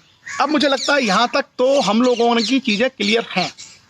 अब केवल काम रह गया है, आप लोग रिवाइज करें, आप लोग थोड़ा थोड़ा उसको देखते रहें, तो आपको संविधान के प्रावधान बहुत सारे याद रहेंगे, बहुत सारी चीज़ों को आप समझ सकते हैं। और क्योंकि एक बार हम लोगों ने डिटेल्ड डिस्कशन कर लिया है आर्टिकल वाइज, आर्टिकल 1 to 395। सो मुझे लगता है कि अगर आप थोड़ा सा भी कहीं पढ़ेंगे, समझेंगे, तो संविधान के बारे में बुनियादी नॉलेज तो आपको हो जाएगी। मतलब मैं ये नहीं कहता कि 100%, लेकिन अगर आपको 20%, 25% भी संविधान आता है तो भी आपके लिए पर्याप्त है। इतना तो आना ही चाहिए कि भाई हमारे संविधान में हमारे संघ का क्षेत्र क्या है, हमारे राज्य की परिभाषा क्या है, भारत में कौन कौन से मौलिक अधिकार हैं, राज्य जब नीति बनाएगा तो कौन कौन से सिद्धांतों का पालन करेगा, या हमारे मौलिक कर्तव्य क्या होंगे, प्रधानमंत्री, राष्ट्रपति, उच्च न्यायालय, उच्चतम न्यायालय, राज्यपाल, मुख्यमंत्री, मंत्रिपरिषद इत्यादि को लेकर के क्या व्यवस्था है, क्या प्रावधान है, बजट कैसे बनता है, दूसरे कानून कैसे बनते हैं, उसकी प्रक्रियाएं क्या हैं, या उसके बाद हम देखें भारत में अटॉर्नी जनरल है, सीएजी है, निर्वाचन आयोग है, संघ लोक सेवा आयोग है, ओबीसी कमीशन है, एससी एसटी कमीशन है, ये क्या होते हैं, इसको लेके क्या क्या प्रावधान है। उसके अलावा भारत में हम लोगों ने बाकी जो प्रक्रियाएं देखी थी कि अलग अलग समय पर जो ट्रांजिशनल प्रोविजन जो किए गए थे उसके संबंध में क्या प्रावधान है। ये जो सारी चर्चाएं अगर हमको बेसिक भी रहता है, अगर हम बेसिक चीज़ों को भी समझते हैं तो मुझे लगता है कि बहुत सारी चीज़ें हम लोगों की स्पष्ट रहेंगी और काम आएंगी। और ख़ास करके भाई देखो, दो लोगों के लिए तो ज़रूरी है। एक वो लोग जो विद्यार्थी हैं, विद्यार्थी को संविधान आना चाहिए, भले ही आप आईएएस या बड़े कंपटीशन में कभी मत बैठो, लेकिन फिर भी आपको आना चाहिए स्टूडेंट को। दूसरा समाज सेवी व्यक्ति जब संविधान को जानेंगे तो अपने समाज के प्रति ज़्यादा सजग होंगे, ज़्यादा उनको अधिकार प्राप्त होंगे। क्लियर। और तीसरे जो कौन है वो बहुत सारे लोग हैं, आप जानते ही हो, पॉलिटिशियंस, यानी जिन लोगों को राजनीति करनी है उनको संविधान आना चाहिए। अब खड़े तो होने हैं जिला पंचायत के चुनाव में, खड़ा तो होना है वार्ड मेंबर के चुनाव में, आपको लड़ना है इलेक्शन, और संविधान में आपको कुछ आता नहीं है। काहे को चुनाव लड़ रहे हो, काहे की राजनीति करोगे भाई। अगर आपको किसी यूनिवर्सिटी में प्रोफेसर बनना है तो वो सब्जेक्ट पढ़ा होना चाहिए कि नहीं। तो जब राजनीति करनी है तो राजनीति का मूल ग्रंथ क्या है, भारत का संविधान। तो जिन लोगों के अंदर भी भैया जिला पंचायत बनने की इच्छा है, नगर पालिका चुनाव लड़ने की इच्छा है, विधायक सांसद भविष्य में बनने की इच्छा है, उनसे कम से कम मेरा इतना कहना है कि आप लोग तो पढ़ लो, आप लोग पढ़ के इसके याद कर लो, ये आपको बहुत काम आएगा। आप पत्रकारों के जवाब दे पाएंगे, आप दूसरे मंचों पे चर्चा कर पाएंगे, टीवी डिबेट में आप बैठ पाएंगे, क्योंकि दुनिया जो है अब वैसी नहीं रही। जो लोग समझते थे ना कि कुछ भी चलता आ रहा है, कोई जनप्रतिनिधि अगर कुछ नहीं जानता है तो चल लेगा, बन जाओगे विधायक, क्या कर लोगे। बहुत सारे लोग विधायक बनते हैं और एक बार बन के दोबारा नहीं बनते, उससे कोई परिवर्तन आप नहीं कर सकते, और ना आपको बड़ी उपलब्धि मिलेगी, आप कई अच्छे मंत्री पद पर पहुंच पाओगे, ऐसा नहीं है। क्योंकि अच्छे मिनिस्टर बनने के लिए आपको नॉलेज होनी चाहिए, तभी आप प्रोग्रेस कर सकते हैं, तभी आप पहुंच सकते हैं। तो खाली अगर आपका सपना ये है कि भैया ये कहते हुए टिकट मिल जाए, चुनाव लड़ लो, विधायक बन जाओ, क्या कर लोगे उससे, कुछ नहीं होगा। जो लोगों के पास ज्ञान नहीं है, जिन लोगों के पास नॉलेज नहीं है, उनको अपग्रेड नहीं किया जाता है। आप ध्यान रखिएगा, लोगों के अंदर जो क्या है गलतफहमी ये भर गई है। समाज में एक लोगों के अंदर गलतफहमी है कि हमारे पास नॉलेज नहीं है तो भी क्या हुआ, हम धन बल से या बाहुबल से टिकट ले लेंगे, हमारे संबंध है फलाने नेता से, हमको टिकट मिल जाएगा, विधायक बन जाओगे।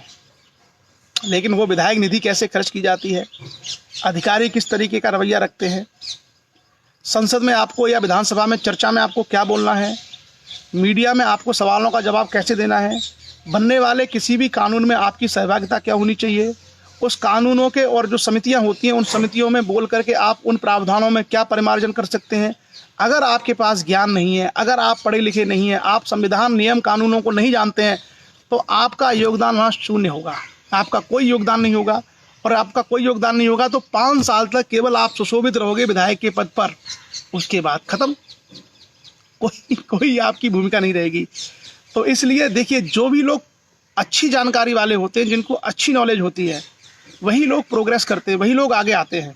हर आदमी मिनिस्टर नहीं बनता, हर आदमी मुख्यमंत्री नहीं बनता, वही लोग बनते हैं जिनके पास इस तरह का ज्ञान हो और वो हमेशा अपने ज्ञान को अपडेट करते रहते हैं। हर समय वो अपने ज्ञान को अपडेट करते रहते हैं, नई नई चीज़ें सीखते रहते हैं, उन्हीं को जिम्मेदारी दी जाती है।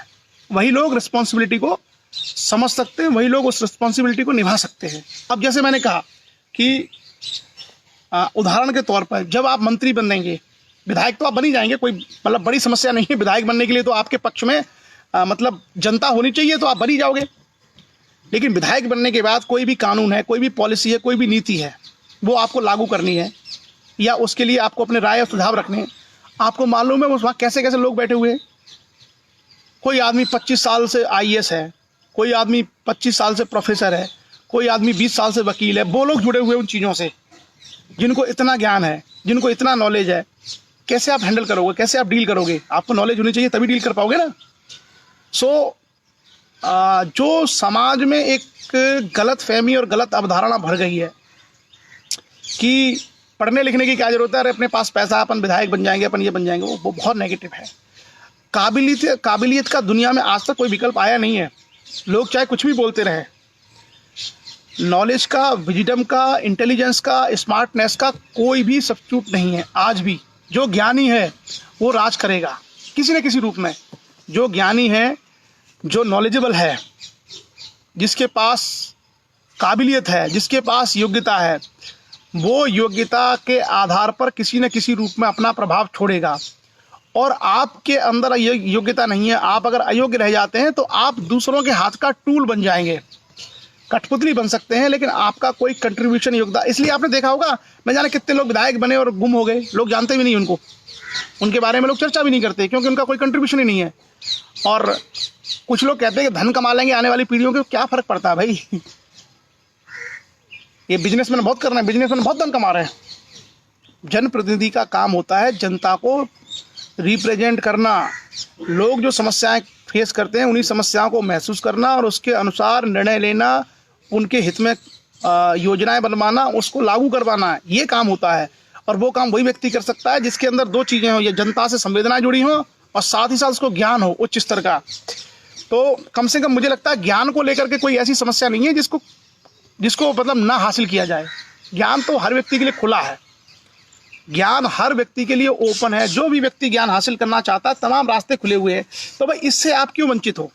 मुझे लगता है किसी व्यक्ति को कम से कम काबिलियत आगे बढ़ाने में संकोच नहीं करना चाहिए। आप किसी भी पद पर हैं, किसी भी आप पोस्ट पर हैं, कुछ भी आप काम करते हैं, चाहे आप जनता के प्रतिनिधि हैं, चाहे आप विधायक हैं, चाहे आप मंत्री हैं, चाहे आप अधिकारी हैं, चाहे डॉक्टर हैं, चाहे टीचर हैं, नॉलेज को बढ़ाने में, नॉलेज को एनरिच करने में मुझे नहीं लगता किसी को दिक्कत होने वाली है।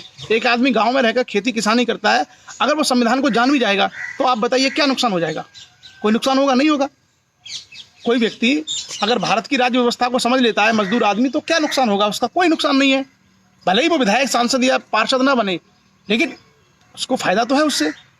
तो हम लोगों को हमेशा एक्सील करना चाहिए नॉलेज के लिए।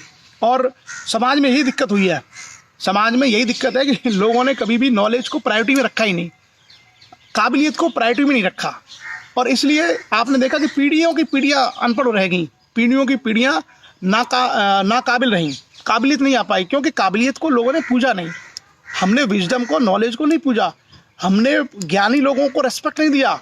कोई व्यक्ति बाहुबली है, थोड़ा सा प्रभावशाली है, थोड़ा सा इस तरह की मानसिकता है, तो तुरंत जाकर के भीड़ की भीड़ उसके चरणों में झुक गई, बोली हमारा तो विधायक ऐसा ही होगा। हमने कभी ज्ञान की पूजा नहीं की। और जो समाज ज्ञान की पूजा करते हैं, जो विद्वानों को फॉलो करते हैं, वो समाज भी आगे चल के ज्ञानी बनते हैं, वो समाज भी आगे चल करके विद्वानों को जन्म देते हैं। तो ये जो सामाजिक परिवर्तन है, ये सामाजिक परिवर्तन बहुत आवश्यक होता है किसी भी समाज के लिए, किसी भी सोसाइटी की प्रोग्रेस के लिए। तो आप सभी लोग जिस भी रूप में हैं, आप चाहे किसी भी रूप में काम कर रहे हैं, आप हमेशा प्रयास करें, निरंतर आपको प्रयास करना होगा। अच्छा वक्ता बनने के लिए आपको अच्छा श्रोता बनना चाहिए, और अपनी बात को बेहतर तरीके से रखने के लिए आपको अच्छा ज्ञान हासिल करना चाहिए। और ये सारी चीज़ें अब तो उपलब्ध हैं, पब्लिक डोमेन में अवेलेबल हैं। तो कहीं भी भैया कोई भी लोग अगर पॉलिटिक्स में आना चाहते हैं और वो राजनीति करना चाहते हैं, तो वो ध्यान रखेंगे पढ़ लिख करके आएँ। नहीं, आगे आने वाले समय में वो जो पढ़े लिखे यूथ जो आ रहे हैं, जिनके पास टेक्निकल एजुकेशन है, जिसके पास इंग्लिश एजुकेशन है, उनका सामना नहीं कर पाएंगे। और मीडिया विजिल कितना तगड़ा है, अब मीडिया जो है हर चीज़ की तह में जाता है।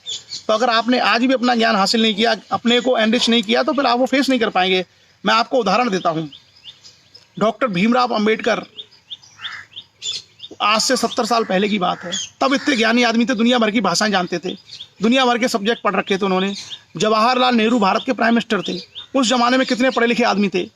आप सोचो, जब देश आज़ाद हुआ था तो देश को चलाने वाले, देश में काम करने वाले अधिकांश लोग हाईली क्वालिफाइड थे, चाहे वो सरदार वल्लभ भाई पटेल हों, चाहे डॉक्टर राजेंद्र प्रसाद हों, चाहे पंडित जवाहरलाल नेहरू हों, चाहे डॉक्टर भीमराव अंबेडकर हों। जितने आप लोगों को देखिए, सब एक से काबिल लोग थे। और हमारे समाज में क्या जो है कमी आ गई है। मतलब आज 70 साल हो गए, एजुकेशन का लेवल कहाँ से कहाँ गया। आज भी हम सोचते हैं कोई अनपढ़ आदमी, कोई गंवार आदमी खाली पैसे के दम पे या किसी नेता से संबंध के दम पे विधायक सांसद बन जाए, तो जैसा आप बनाओगे विधायक सांसद, वैसे ही आपके समाज को हाल कर देगा। तो ये चीज़ें समाज को सोचनी होती हैं। उच्च योग्यता के लोगों को अगर आप लेके नहीं आओगे, तो आपके समाज का जो इंजन है, जो उसको आगे लेके जा सकता है, वो इंजन उतना ही कमज़ोर होगा और वो लोग वहीं के वहीं रह जाएंगे। और जिन जिन लोगों के इंजन मजबूत हैं, जिनके पास हाईली क्वालिफाइड एजुकेशन है, वो लोग निश्चित रूप से फिर विजनरी होते हैं, वो सोचते हैं और वो चीज़ों को आगे बढ़ाते हैं। तो मैं कह रहा हूँ कि अगर 1947 का भी स्तर, हमको तो लगता है कि कम से कम 40-45 साल 50 साल और लगेंगे 1947 तक पहुँचने में। हम लोग इतने पीछे हैं कि उस लेवल पे, मतलब जो योग्यता 1947 और 48 में लोगों के पास थी, उसकी भी 10% लोगों के पास नहीं है आज भी। और वो सब लोग पॉलिटिक्स में हैं, बाकी चीज़ों में आप देखिए गायब हैं।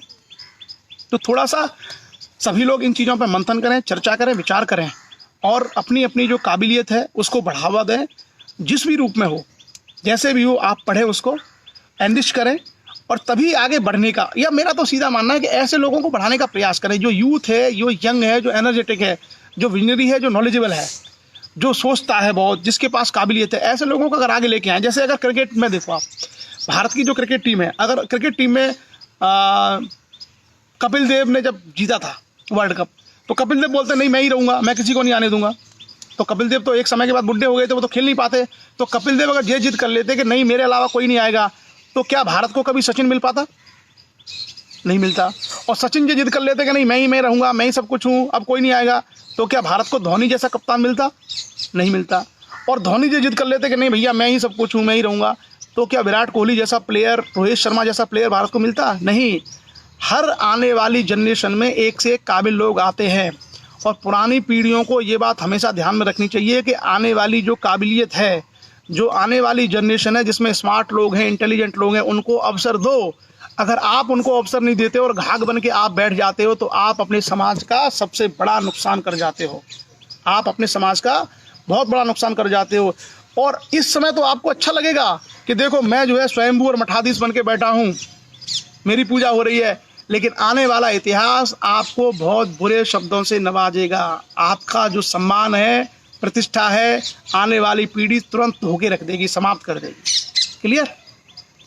तो बहुत ज़रूरी होता है कि समय रहते आप काबिलियत को स्थान दे दीजिए। अगर नहीं दिया तो आने वाले जो इतिहास है, जो आज आपको युग पुरुष कह रहा है, आज आपके किसी कारण से आपको नतमस्तक जिंदाबाद कर रहा है, वही आने वाली पीढ़ियां आपके विरुद्ध लेखों के माध्यम से आपको, आपका जो जैसे कहना उसामा बिन लादेन का जब इतिहास लिखा जाएगा तो हिस्ट्री में क्या गलत आदमी के रूप में लिखा जाएगा। या रावण का जो इतिहास है, चरित्र चित्रण क्या है, था तो रावण ज्ञानी लेकिन अहंकारी था। तो क्या हुआ उसका, जब उसका इतिहास में चरित्र चित्रण होता है महाकाव्य में, तो क्या है उसका। तो इस तरह की चीज़ें लोगों को नहीं करनी चाहिए। और किसी भी समाज के लिए ये सबसे आवश्यक होता है परिवर्तन। Change is the nature of law. परिवर्तन प्रकृति का शाश्वत नियम है। आज जो पीपल का वृक्ष है वो एक दिन खत्म होगा, उसकी जगह पर नए पेड़ आएंगे ही आएंगे। वो चाहे पीपल का वृक्ष कितनी कोशिश कर ले। कोई आम का वृक्ष है, खूब आम देता है, लेकिन उस आम के वृक्ष को ये ध्यान रखना चाहिए कि एक दिन तुम खत्म हो जाओगे और नए आम के पौधे आएंगे। तुम उसको कभी रोक नहीं सकते हो। और आम का पौधा ये कहे कि नहीं मैं ही रहूँगा और मेरे नीचे जो आम का पौधा सिर्फ यही रहेगा, ऐसा कभी नहीं होता है। ये बहुत बड़ी बात मैंने आपसे कह दी है, खास करके युवाओं से। इस चीज़ को गंभीरता से लें और समझें। और व्यक्ति के लिए नहीं, ये व्यक्ति के लिए महत्वपूर्ण नहीं है, ये समाज के लिए और देश के लिए महत्वपूर्ण है। ये सामाजिक सोच में और जो देश की जो सोच है उसमें होना चाहिए, तभी हमारा राष्ट्र प्रगति करता है। तो चलिए अब हम लोग आज के 12 अनुसूचियाँ हमने पूरी की और आप सभी लोग इस सेशन को जितना शेयर कर सकते हैं, क्योंकि इसमें सारी चीज़ें इंक्लूडेड हैं। इस सेशन में सब कुछ कंप्लीट पैकेज है, 12 के 12 शेड्यूल का डिटेल्ड। तो ये बड़े काम आ सकता है विद्यार्थियों के लिए। आप इसको प्लीज़ शेयर कर दीजिएगा, क्योंकि इसमें एक ही जगह सारा पैकेज है, पूरा का पूरा अनुसूचियों का। और अब हम लोग आते हैं अपने अगले सेशन में, जिसमें हम लोग बात करेंगे कविताओं के बारे में। सो आज देखते हैं किस किस की कविताएं हमारे साथ में हैं। कविताओं में हम लोग लेंगे आज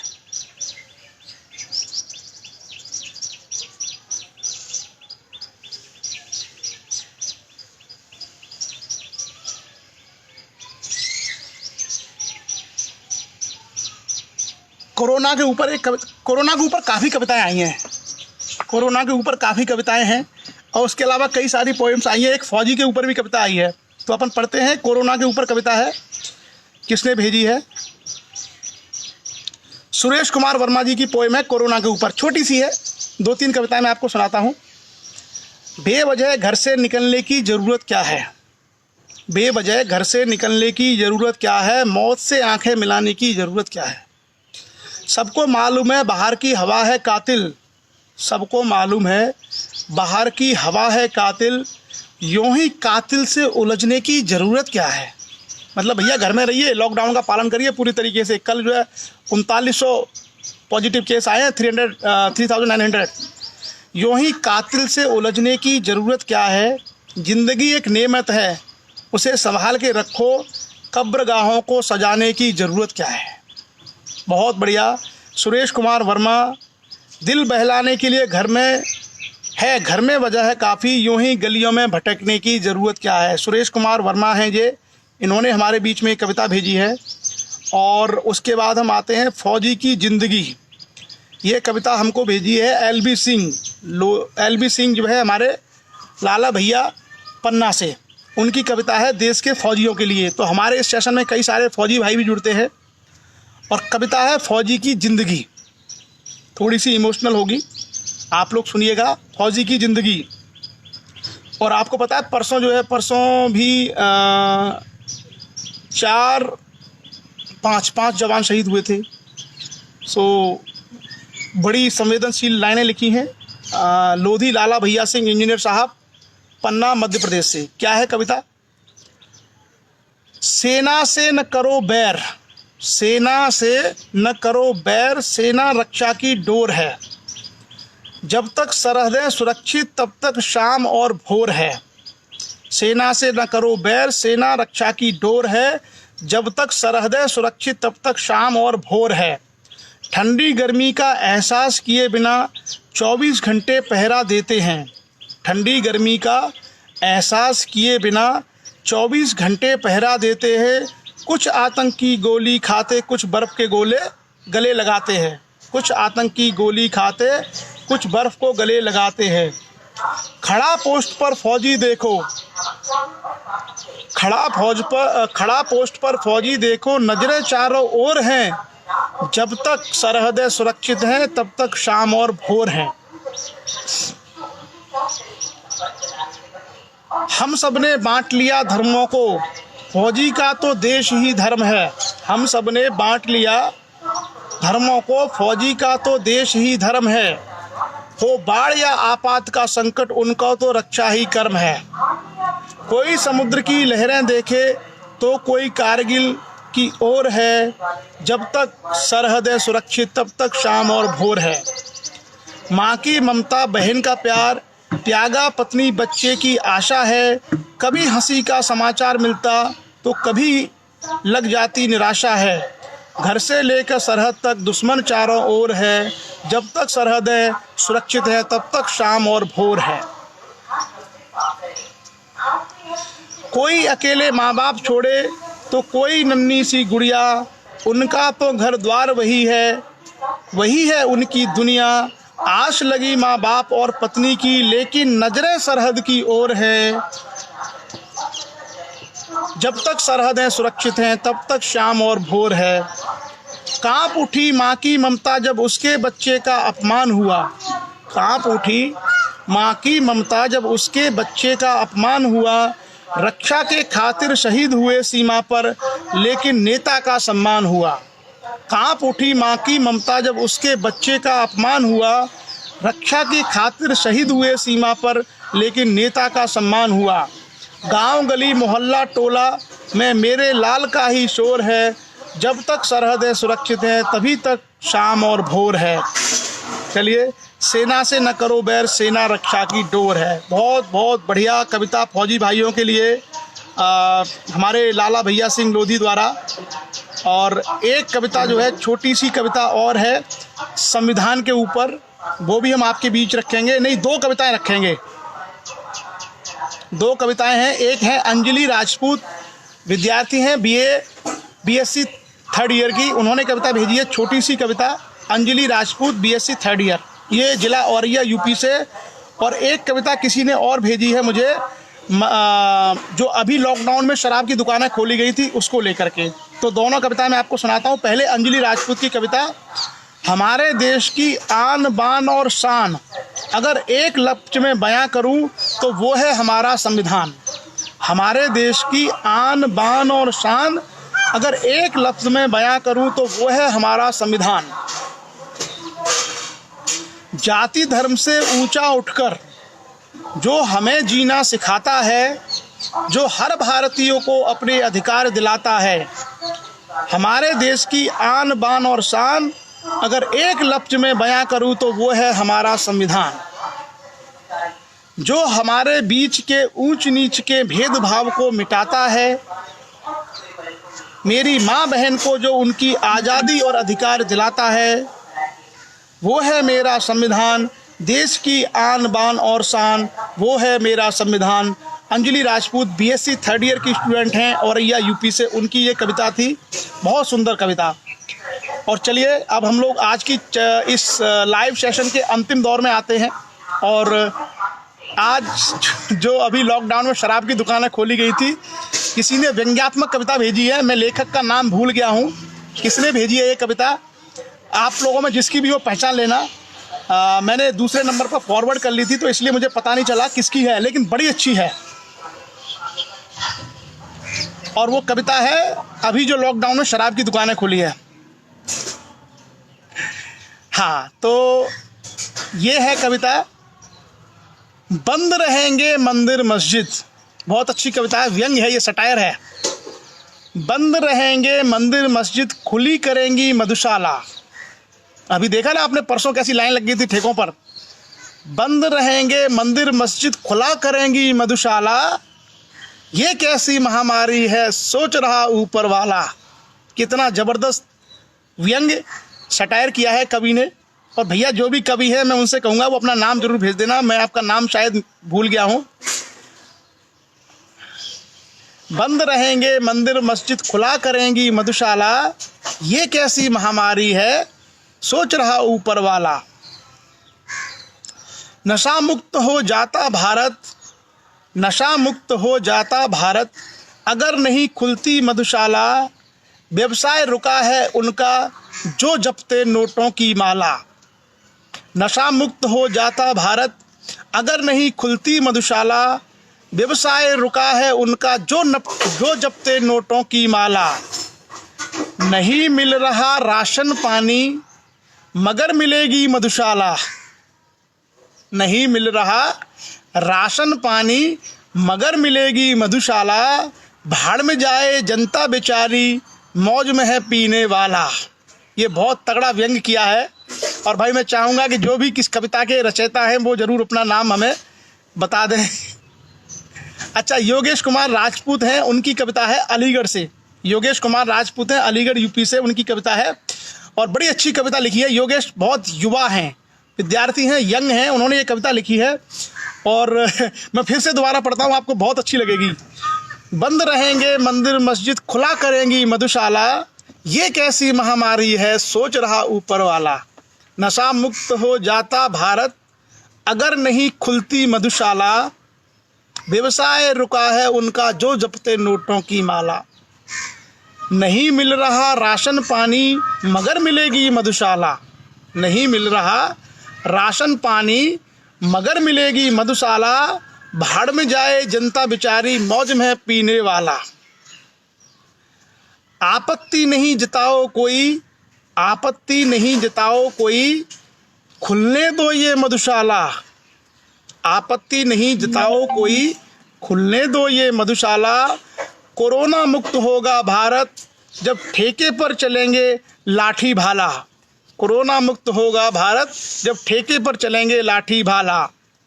मेरी विनती है तुम सबसे, अगर जाए कोई मधुशाला। मेरी विनती है तुमसे, अगर जाए कोई मधुशाला। वापस ना आने दो उसको, तुम बंद करो घर का ताला। मेरी है विनती तुम सबसे, अगर जाए कोई मधुशाला। वापस ना आने दो उसको, तुम बंद करो घर का ताला। दुनिया है बर्बाद, दुनिया है बर्बाद, और इन्हें चाहिए मधुशाला। दुनिया है बर्बाद और इन्हें चाहिए मधुशाला। घर में ही रहे, घर में ही रह लो पीने वालों। घर में ही रह लो पीने वालों, ना बच पाएगा वो रखवाला। घर में ही रह लो पीने वालों, ना बच पाएगा वो रखवाला। मंदिर मस्जिद बंद पड़े हैं, खुला करेंगी मधुशाला। ये कैसी महामारी है, सोच रहा ऊपर वाला, सोच रहा ऊपर वाला। बहुत बहुत धन्यवाद योगेश राजपूत, अलीगढ़। सो ये 4 छोटी छोटी कविताएं हमने आपके बीच में रखी और बहुत सुंदर पंक्तियों में एक व्यंग्य इन्होंने किया, सटायर किया अभी के वर्तमान माहौल के ऊपर। और हम सब लोगों से यही विनती करते हैं कि प्लीज़ जो भी लोग शराब के लिए निकलते हैं उनसे मना करिए, उनको रोकिए। और ये एक रास्ता है केवल हमारे पास जो हम लोग सोशल डिस्टेंसिंग और घरों में रह कर के कोरोना को हरा सकते हैं। और घर की बर्बादी को खरीद के मत लाइए। जो घरों में अमन चैन शांति पैदा हुई है उसको कम से कम ऐसे माध्यम से मत बिगाड़िए। तो चलिए, आज की इस कविता के लिए और आप सभी लोगों के द्वारा इस सेशन में सहभागिता करने के लिए बहुत बहुत आभार आप लोगों का। और अभी समय हुआ है सुबह के 9:07। तो हमारा सेशन भी कंप्लीट हो गया और संविधान की चर्चा आज यहाँ पूरी हो गई। संविधान की चर्चा हमारी आज यहाँ पर कंप्लीट हो चुकी है। सब कुछ हमने संविधान में कर लिया है। आज बुधवार है, अब हम लोग बृहस्पति, शुक्रवार, शनिवार, रविवार 3-4 दिन थोड़े थोड़े रिवीजन करेंगे और थोड़ा थोड़ा हम लोग क्वेश्चन आंसर करेंगे, ताकि अब आप सब लोग संविधान की जो बारिश है उसकी जो बूंदों से भीगते रहे बीच बीच में। और फिर हम आएंगे भारत की अर्थव्यवस्था या भारत के भूगोल के ऊपर। सो पुनः आप सभी लोगों का बहुत बहुत धन्यवाद संविधान की इस चर्चा में लगातार जुड़े रहने के लिए पिछले 1.5 महीने से। आज के सेशन को हम लोग यहीं समाप्त करते हैं। शाम को आपके साथ में खलजी और तुगलक वंश के बारे में हम लोग चर्चा करने वाले हैं। आप लोग पढ़िए, आराम से लॉकडाउन का पालन कीजिए और मधुशाला से दूर रहिए प्लीज़। आज के लिए बस इतना ही। आप सभी का दिन शुभ हो। जय हिंद।